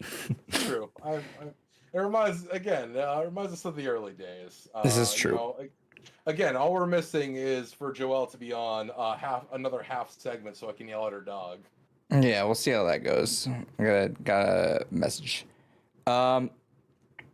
He just did not do the bread thing. This man doesn't know what carbs and proteins are. Oh, Look at that stupid fucking Jay grin. Did you not have the bread? I didn't want bread because I think it'd make me throw up. That's fair, but do you have any carb or protein in your house? Just a that you nibble on, like a focus little on? bit of nibbling. Doesn't I have to be bread. It ate- can be any carb or protein. I ate lunch today, That's not right now though. When you need it. but that's enough. No. All right, that's not Jordan. how any of Really this All right. works. You Here's what gotta think about it. No, listen. You gotta think about it. If you were living in an apocalypse, one meal a day would be enough. No, it actually, Oh. you're supposed to break it up among the whole day to have energy throughout the day. Your body will break it down too much at the beginning, and then you won't have anything at the end. Because your body will actually go into a remedial state where it'll be like, oh god, this is the only food I'm getting. So it just, instead of converting it into energy, converts it more into fat and tries to hold on to it for a later point instead of actually converting it to energy for your body. That's why the best way to lose weight is actually you consistently eat all day because you keep your body constantly moving and going through that cycle rather than eating once and your body goes to conserve it because it's withholding everything. Yeah, I think it's like 6 small meals throughout the day is what a lot of Yeah. bodybuilders kind of recommend. Yep. Okay, well, we don't need to get into that. I've ate enough. Hey, you today. brought it up, Jordan. We're just following your conversation, buddy. I didn't mean to follow a conversation. Then why'd you bring it up? I didn't mean to. I'm gonna look water. And there's my dog. Just take a sip because you done a whole thing. It's gonna come right back up. Otherwise, just a little sip, little sip, Jordan. All right, you're done. He's gonna throw it all up. There you go. All right, that's fine. I'll take it. Cool. Water helps. Good job. Good job. Yeah, water and a protein and a carb help with balancing things out. We'll talk about it I later. might eat. Yeah. So later. I don't want to get into this. No, you should be sober more often. I'm not though. Or Speaking of sober things, Adrian, what have you been playing lately? I was talking about that. Play it Yeah. Change the subject. Thank you. up. We were changing it until you brought it back up, so that's unfortunate. Fuck. So watch your dog. You almost hit your dog back there. That would have been so mean to your dog, Jordan. Yeah, that's a good looking morpher, so you shouldn't do that. It's fine. I finally actually played Super Mario or Mario Party Superstars. I think that's the one. Hell Or- yeah. yeah, not Super Mario The Party. newer one that actually has online multiplayer. Yeah, actually, finally, I bought it at launch because I was always want to play it, but just had no fucking time for Mario Party. Go figure. Played 20 turn of that. That's fun. It's a good time. Let's see. I've been messing around with that Miu Mini, the one I showed you, David. I'm completely illiterate when it comes to like figuring out ROM shit and how to like put stuff in there. So I'm trying to figure out how to put Metal Gear from the MSX on there. I don't know how to fucking do it. Every time I try to boot it up, it just comes right back out. So I've been trying to figure that out. But If you need help with that at any point, let me know. I want you to buy this thing and just do the stuff so that way I just do stuff after you. you would also like that machine. Like it's a cute little thing. It's actually not bad. I think you would enjoy it. But yeah, we'll figure it out. I did manage to somehow finally get a hack of Fire Red, which turned it into Pokemon Ultraviolet. Which, if I am not mistaken, it's a mod that just adds in all the Pokemon you can get. So like, it's not any of that like, oh, you can only get like your first start. You could find every single Pokemon in there, which is nice. There was a Pokemon mod that I was playing Unbound? for a little bit. No. I heard fuck, that it one was like- phenomenal. Fuck, where was it? Hold on, let me pull up my emulation. Unbound's the other one I'm gonna try to get next, but the Mew Mini is so fucking fun to mess with. Share Destruction. Killing the dead air, killing the dead air, RPG. waiting for David to sort through his. David, hurry up! You're killing the podcast. Pokemon Radical Red. That's the one. Yeah, I've heard that one too. Yeah, that one's fantastic because it adds in all of the modern stuff. but Hey, go also figure. massively Pokemon restricted. mods are the way that those games should be played. Yeah, agreed. So yeah, I've been messing with that. Started Earthbound Beginnings because I was like, want to play Earthbound, but I was like, I gotta do that Adrian thing where I gotta play the first game. So gotta play that. It's a rough game to play for sure. It's definitely an NES game. Earthbound Zero or Mother Zero rather it's a good game, but it is rough around the edge. It's very rough. I'm gonna just find a guide or something walking along that because it's like I don't know what the fuck's happening. But otherwise it's super cool. And then playing a little tiny bit of Tears of the Kingdom. I'm doing that thing where I just keep pausing it every 2 seconds and not progressing it. Once I get over that hurdle, like I said, we talked about that, training your brain to like not do the stuff. I'll be good. But otherwise, just playing a lot of Overwatch. That's just been my thing. Overwatch is the shit. I don't know what you're going on about because I looked at my phone. I know, I But- saw. Yes, Overwatch is the shit. It is. I just been messing around a little bit more, playing other characters, but it's been fun. And then was there anything else I might have been still messing with the Playdate a little bit? I got another game, but I'll probably knock some of those out soon. I'm saving like a nice little curated stuff for my trip because I'm headed out to Denver on the 14th. Yep. So just have some in case I have some downtime. I want to explore the city, which is usually what happens, but just in case I don't, have something ready. All right. So let's talk about some new stuff because we've been going for about 2 hours live, but we'll figure this out. News with David, you didn't see that Redfall article, right? No. Oh, hold on. Come on, focus. All right, we'll figure it out. Actually, let me. If I close it up here, would I haven't focused this thing. Fuck it. Hold on. This man. All right, there we go. So Bloomberg put out Jason Schreier put out a whole Redfall thing. So Redfall came out trash. I don't want to be the one to say it, but I'll say it. Watched it during the showcase. Just did not give a shit about it. I'm not really an Arcane fan. I respect Arcane, but just did not Rude. see the appeal of it. Looked kind of funky and not great. Then for like a quarter second earlier this year, it looked like it had really like, oh, this might be a really big game, and then it came out and just flopped. People were wondering what happened. Phil Spencer came on had an interview talking about how they're reevaluating things the way they're doing it now. Like the way they're doing it just wasn't working, so they're gonna kind of reapproach how they're doing all that stuff, which is smart. I do want to also state shouts to Phil Spencer for doing interviews pretty quick after the whole Halo delayed for a year when that happened, and then after the Redfall launch, he was pretty quick on the interviews, so good for him. You can tell he was disappointed though, for sure. So apparently, and I'll give the really, really condensed version of this, and we'll have a conversation about it. What happened is that ZeniMax, when they were in 2018, they were pitching around themselves to get bought. And so they started making their developers make games as a service in order to look more viable for purchase among everyone. So they asked Arcane to pivot into a live service model for their game, which Arcane from their because of their Prey just commercial flop. From their staff from Prey, they lost 70% of their staff from Prey going into Redfall because no one gave a shit about doing this at Arcane. They were like, "What are we doing?" There was like a really mixed vision. Like they were throwing around words like It was a great game. "Prey" was a good game. I didn't play it, but I've heard.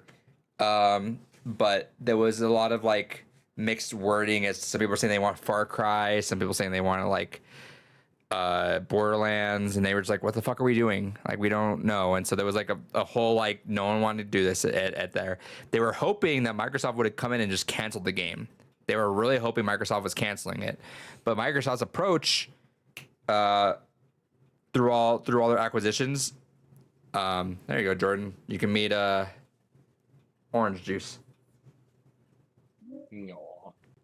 I love that cat. No, you never met this cat. I'll adopt her too. The other cat is, I think she's sleeping behind the slow poke right now. She's hiding. So, yeah, because she knows the juice is too fat to fit back there, so that's her hiding spot. Yeah, so Microsoft's approach to these studios has been a very hands-off approach. They walk in, they buy it, and they're like, "Whatever you guys doing, do it." And to their credit, Arcane has been on a pretty good tear of just making good shit, right? So they're like, "Oh, Arcane doing this? I trust you guys. Good luck. Like, good luck. Go for it." Which, unfortunate. Like that was Because then also imagine like I can kind of understand where their position is, right? If you can imagine, Microsoft came in and bought it. Oh, they canceled an Arcane game. Oh, here comes Microsoft with the Scalebound.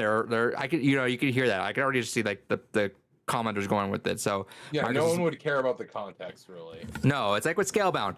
I don't give a fuck, and Gore's not here because Gore would also say it. I don't give a fuck what anyone says. Scalebound did not look good. I'm gonna say it right now. Scalebound just did not look interesting, did not look good, and that's what they said. That the reason why they canceled it was because of that reason. Everyone's here. Oh, we want Scalebound back. Yeah. How did Babylon's Fall work for you guys? You guys like that? You guys like Platinum? Everything they do? You guys love Babylon's Fall, right? That worked out for y'all. No, Scalebound looked like shit. Straight up, it didn't look good. I know people all constantly say, "Oh no, it looked fun." Like, no, sorry. I don't want that game to come back. I'm sure it was not good. Shout out to Microsoft made that move, but obviously they're still burned from canceling shit like that, canceling whatever they did back then because they were on a cancel spree way back when, right? They would just kind of cancel things willy nilly, and they didn't want to do that. So like they trust Arcane, which is fair, right? Like they're on a good thing. They didn't want to come in with that press of, "Hey, we bought something, we canceled the Arcane's thing." They just trusted Arcane, and unfortunately it backfired. So I think Redfall might be the game that from now on, which might be for good. Like I say it like I started that kind of prefacing kind of badly, but I think this is the one that kicks Microsoft in the ass, and they're taking more hands on, like not overdoing it, but like, "Hey, we're now watching over this," which is tough, right? Yeah. Phil Spencer kind of had the comment that no one stuck on that, but I stuck on where he mentioned like he felt disappointed, and he was like, eventually the Bucks gotta stop, right? If this keeps happening, I want to be the one that's looked at, right? And he's like, that's like my job. So like, I care about all this. And like he mentioned like I get paid, like, and he said I get overpaid for what I do. And I thought about that for a second. I'm like, because I think right now like his job's kind of cozy right now, right? Where he's like overseeing things, sure, but his job has been acquiring but not overseeing things, right? It's like he's acquiring it and just letting he's hands off. He's kind of doing the opposite of what Marvel does with what Kevin Feige does. He's like he's a Kevin Feige, but like doesn't give a shit. Let everyone do whatever they want to do, and we trust them.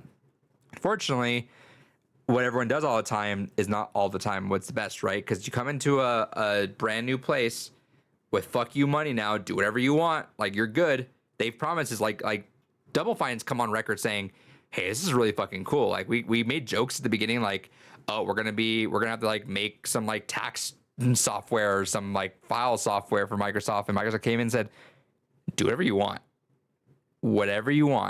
do it." Yeah. And they were like, "Really?" They're like, "Yeah, for sure, whatever you want to do." And they've loved that, and that's why even Obsidian's been able to do whatever the fuck they want, right? They made Grounded, they made Pentiment. Pentiment would never happened on without Microsoft's backing on that. But I think this is going to be kind of an era where Phil Spencer has to step up, and I think it's good, right? I think this is actually what's needed is someone needs to be up there overseeing something now. But the issue is like if we're acquiring Activision Blizzard, that's a lot of fucking stuff that Phil Spencer now has to like actively add on his plate, which is like, yeah. And I'm kind of on that boat too, dude. Like if you're getting paid good money, you should be overseeing this. And if you were like actively overseeing this, I think you would have caught Redfall a lot earlier than you should have. I understand that the internet doesn't like cancellations. Grow the fuck up. PlayStation does the same thing too, but it's what it is, right? Yo, why does Gore look different? Gore's been hitting that vape a lot lately, so. Gore realized the joys of nicotine. Yeah, there you go.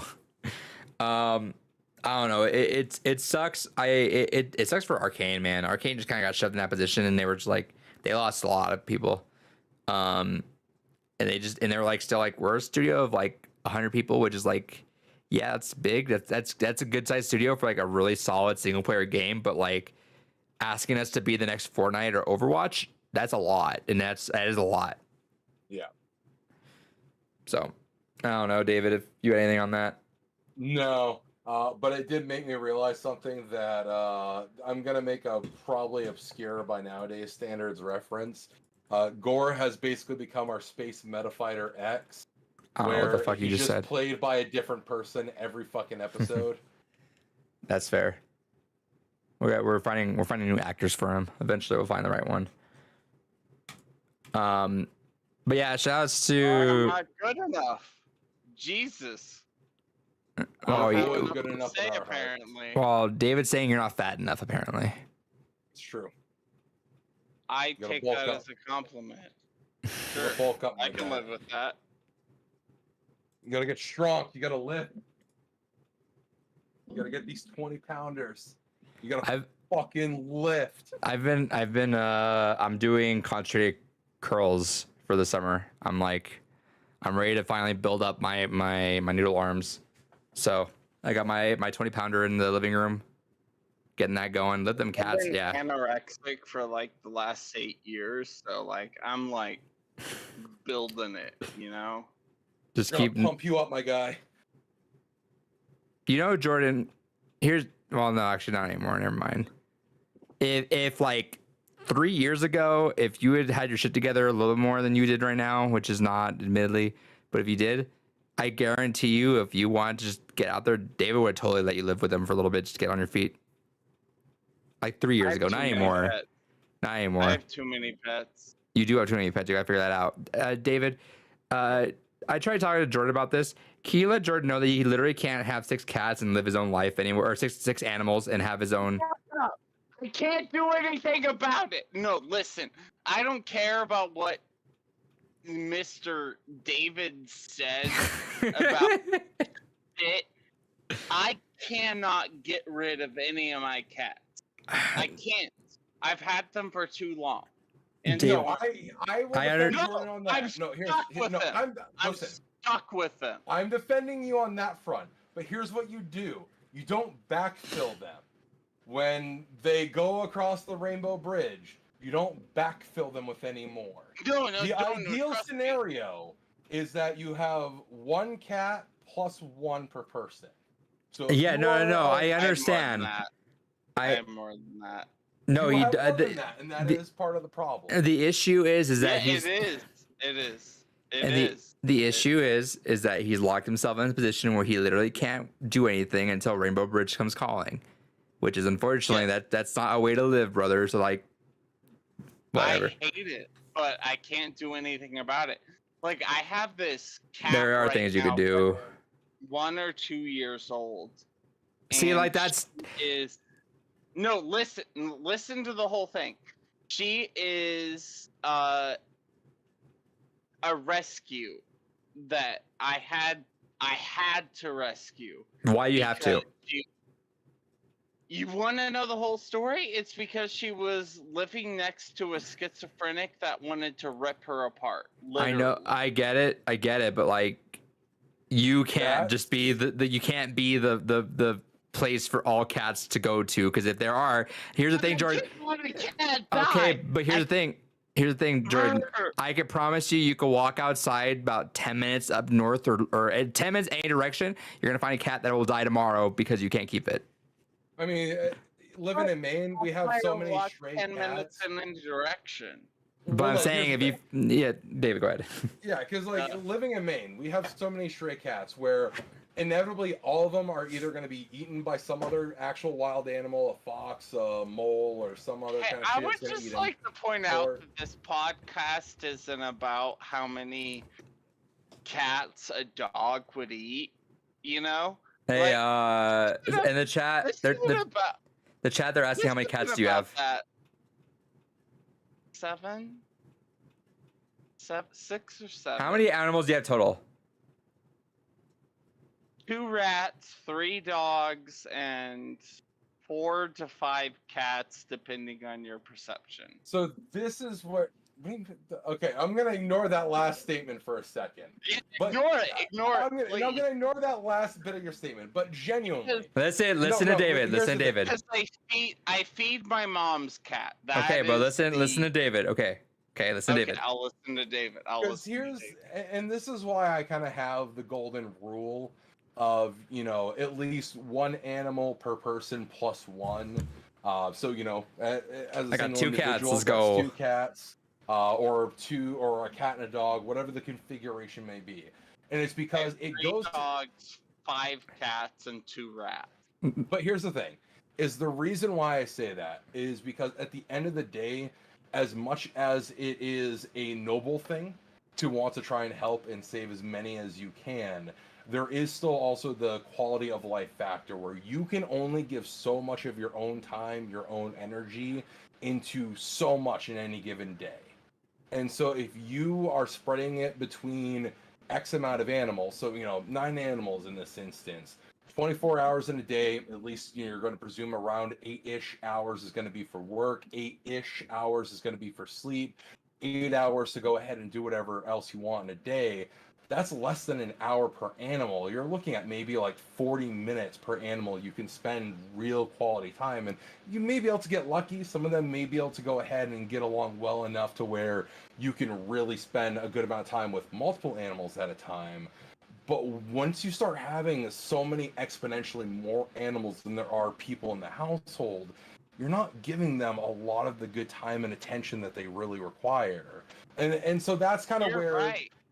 You're right, and that's what I fucking hate. The problem that I am with that causes me the most amount of problems, and I'm sorry for that double whatever. Yeah, don't worry, is- man. Yeah, it's that my ex, she didn't take but 2 of the 7 cats we had, and that's all she took. That's all she took, and I couldn't fucking fight her on it. I get I that. You're- couldn't fucking her do anything on it. so And so like I was just stuck with 10 pets, 9 pets. But see, here's what I would say. That genuinely, here's what my advice would be, and I think David would back me up on this. Is because here's for example, is when I lived in California way back when I was a wee lad, we had a ranch of a bunch of horses. When we moved out to Mexico, my dad kept 1 horse. Everyone else, that what I was just to you is you got to find some good homes. Your job is to find them a good home where they get all the attention from someone. I would love that. But cats, at least in Wichita, fucking Kansas, they're a high commodity, and no one wants to adopt a fucking used cat. Well, no, it's when you find people of your own volition that you would do that. So like whoever you connect with and stuff like that, you would talk to them because you want to rehome it to a place that you can probably visit, or you just know willingly because obviously you're attached to the cat. So you don't want to give it to some random person because you don't know. So you would be like constantly putting out there, almost like you're like a foster care, right? It's like you're fostering them. And you're like, hey, I have these cats.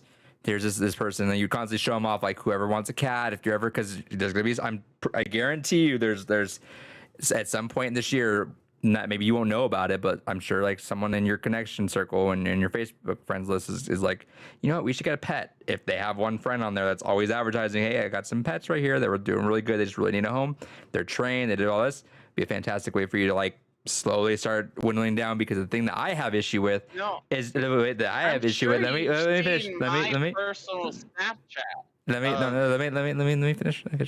The thing I personally have an issue with is that not only the animals help that you hindering, but like you are hindering your personal flexibility to do anything with, right? So like, for example, David and I have an infinite amount of garbage in our house, but that's sellable garbage. Worst case scenario, if the most dire thing ever happens or something like that, God forbid, David, like something happens to him where he's like, I gotta get out of here or do something. Worst case scenario, like, yeah, it would suck to sell a collection, but we would do it, and that's freeing, right? He doesn't have like a law of attachments there. Same thing here. The pets too, though. You can't uplift and do anything right now. You literally can't progress in your life right now. And guess what? Your cats can feed off of that too. Your animals can feed off of your energy. So if your energy is super low, you're not feeling great, you're depressed, you're doing whatever, they can feed off of that, and they help you. They'll always support you. There's other animals, but like they can feed off that energy. So whenever you're not able to do stuff and get around there and live your best life, that's a hindrance on that, right? So I think that's mostly what we're trying to say is like it sucks when you have more than David's. I think David's golden rule is kind of the golden rule to go by is one per then an extra. After once you get by that, you just can't feasibly bring everything around unless you were like, yeah, fuck you money, and you just were able to buy a really nice house with a really nice yard out the gate, because Lord knows you're not renting anywhere for sure. No, you will not get a single person renting to you, and if they do, they're marking your shit up ridiculously high. And that just goes on the whole thing. It's like where you're at, then where your career is at, everything is like that. It just kind of falls in that like nice little cascade of things. This is Blue Rubies. Hell yeah. We don't have to talk about my financial situation with my pet. I'm not talking about your financial. I'm talking about your animals. That is my financial situation. I'm just saying we can subject back to video game. Oh yeah, life is a video game. Have you thought about that, Jordan? And it's still weird to me that you call me Jordan. I hate to admit it. I don't care. Like, that's what we know you as. Stop calling me Jordan. I'm not saying to stop. I love how his mic cut out right when he said that. All right, we're gonna pivot really quick. Hey, Adback, he asked David, can you adopt him? No. Yeah, do it. Trey 50 is talking about your cats, how gators might get them. Gators? Yeah, alligators might eat them. Yeah. Yeah, you know those That Kansas is the gators, they're last just everywhere. expectation of my mind is alligators eating Dude, my you don't cat. know when a rogue alligator is gonna appear on the fucking flatlands you live I live on? in Kansas. What do you Exactly. think is gonna fucking happen? The gator will come up. You'll They might see get him like sprayed 80 by a- miles. No, they barreling might down get sprayed by a towards you, but- skunk. There was that's literally it. a whole house that landed on a woman once. I heard about that. Yeah. Took her and her little dog too. Okay, listen, don't make me fear about my pets. I have enough anxiety. He's too young to get it. Whatever. Becky also. Younger than you, bitch. Like, man, I'm younger than you. but, That's like, what I said. barely. You're too young to get Yeah. it. I'm like a year younger than you. No, you're not. How old? What year? 2 were you years. born? No, what year were you? 91. born? Oh, that is 2 years. And I'm older than Adrian. Mm-hmm. Okay, I was born in '93 for the I know. clarification of this podcast. I remember. But You said your age. You're turning was 30 at the there. end of the year, so we did the math. shut the fuck up. Jesus Christ. At back, he said, "Hey, can we talk about Our David age- not wearing a collared shirt for once?" Yeah. Oh yeah, he's not wearing a turtleneck. That's true too. This is true. No, literally, the last thing I remember about David is being at Venice Beach and he's wearing. That's the last thing you remember because it was like days after that, brother. I was fucked up for days. Interesting. may not Back and talk to remember- the mushroom vendor. I miss psychedelics, but I don't want to talk about that. All right. Because I can't do them anymore. So, one last thing I want to talk about before we get out of here is no, but it's 1-2 Switch sequel got announced and shadow dropped for the end of the month. And David didn't know what the lore was behind this game. So this game has a little bit of lore, David, as of almost exactly 1 year ago. I'm gonna go to Fanbyte for this information. So 1-2 Switch launch title. It's kind of a demo. It should have been bundling with the Switch. Let's just be real. Didn't need it, but it should have been. I think it would have been a fantastic bundle. It's terrible $50 game though, which never drops in price, by the way. Anyway, so last year, surfacing came up of a sequel called Everybody's 1-2 Switch. And they were wondering at Nintendo, what do we do? I add more mini games, iterate. What do you want to do? Let's see. The inspiration set came from Jackbox Games, developers of Jackbox Party Pack. Games like You Don't Know Jack, yada yada. Inspiring Everybody's 1-2 Switch to establish a game show-like theme with the host and more participants, as opposed to the game just having people with one Joy-Con play against each other. You guys have more players playing on Everybody's 1-2 Switch. With the use of smartphones, the game could have lobbies as big as 100 players, thus the name Everybody's 1-2 Switch. On paper, the idea was solid. Nintendo EPD Group 4 designed a host for minigames that based on international appeal. A bipedal horse that looked like a man wearing a rubber horse mask. The game referred to him simply as horse because it sounded like the English word host. Many games asked players to move physically around, yada yada, like musical chairs, play bingo, whatever. Here's the fun part. It tested horribly. When playtesting groups received the game, the feedback to the development team was brutal. The target audiences Nintendo was hoping to hit, families with children, found the game boring.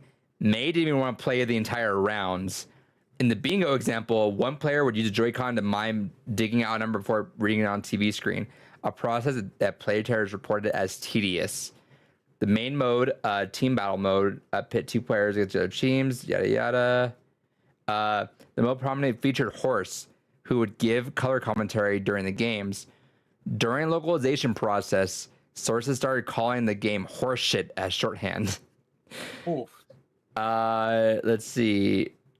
It just sat literally. It was like just sitting in Nintendo for the last year because they didn't know what the fuck to do with it. Let's see. It said for some projects that test badly, they would simply be shelved or reworked. It happens a lot, or it happens pretty often.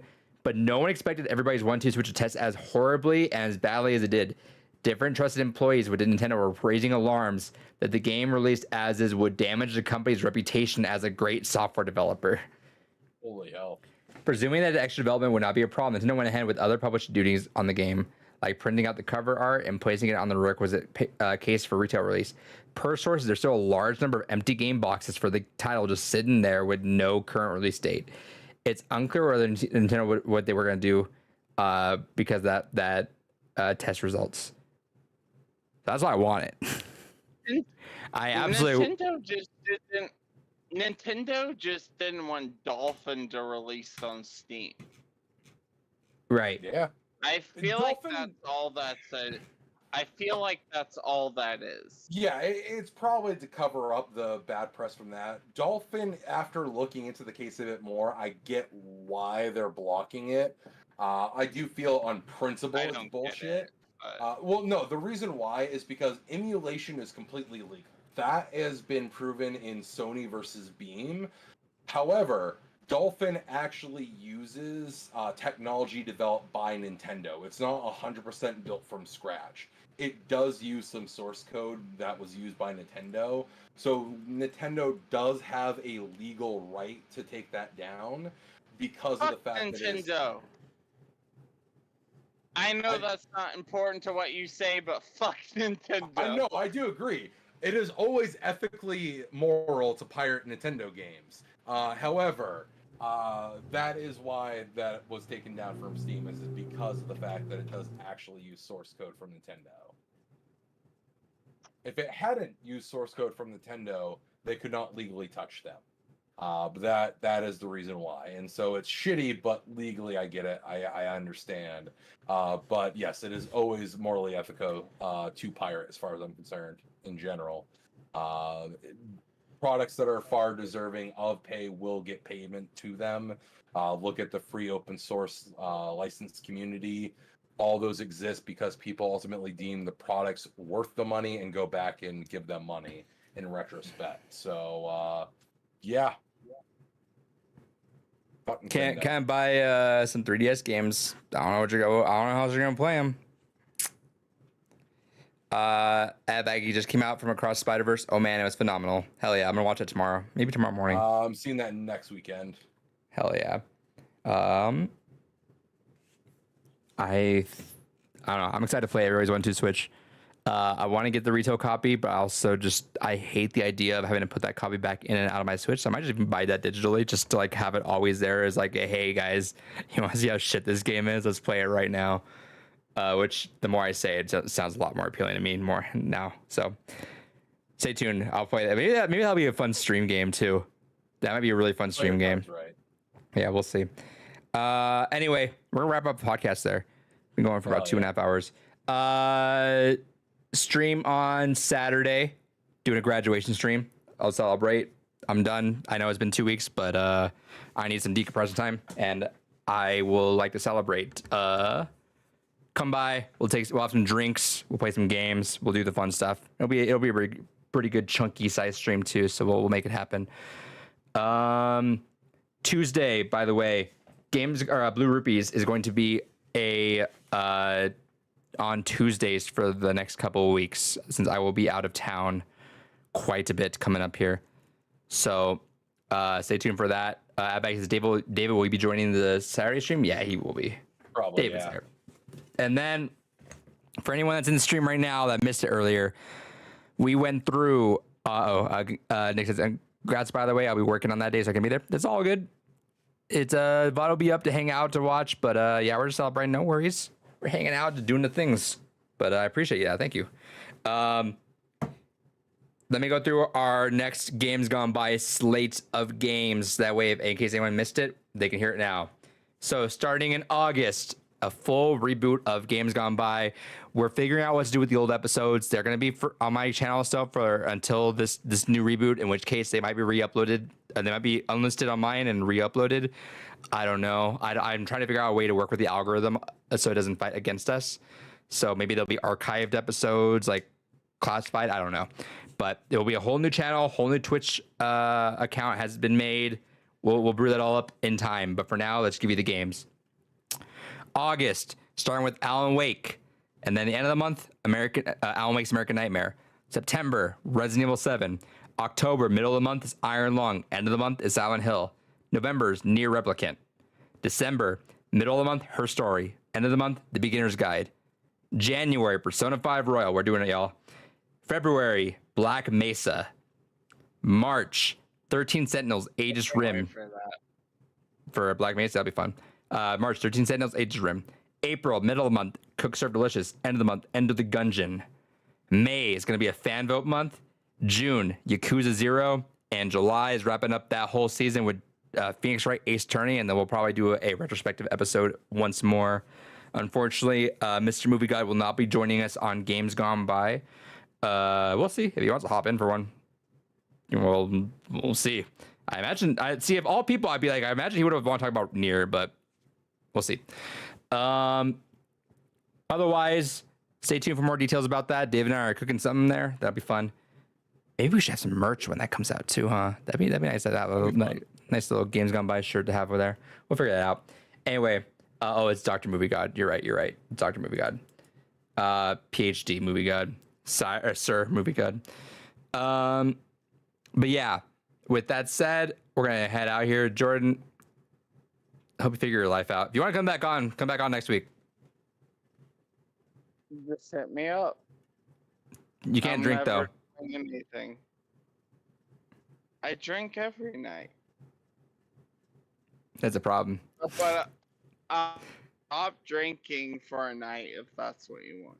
Yeah, let's see how you do. Let's start with baby steps. The chat saying send him out with a dab, Jordan, but not the kind that you're thinking of, like the hand motion dab.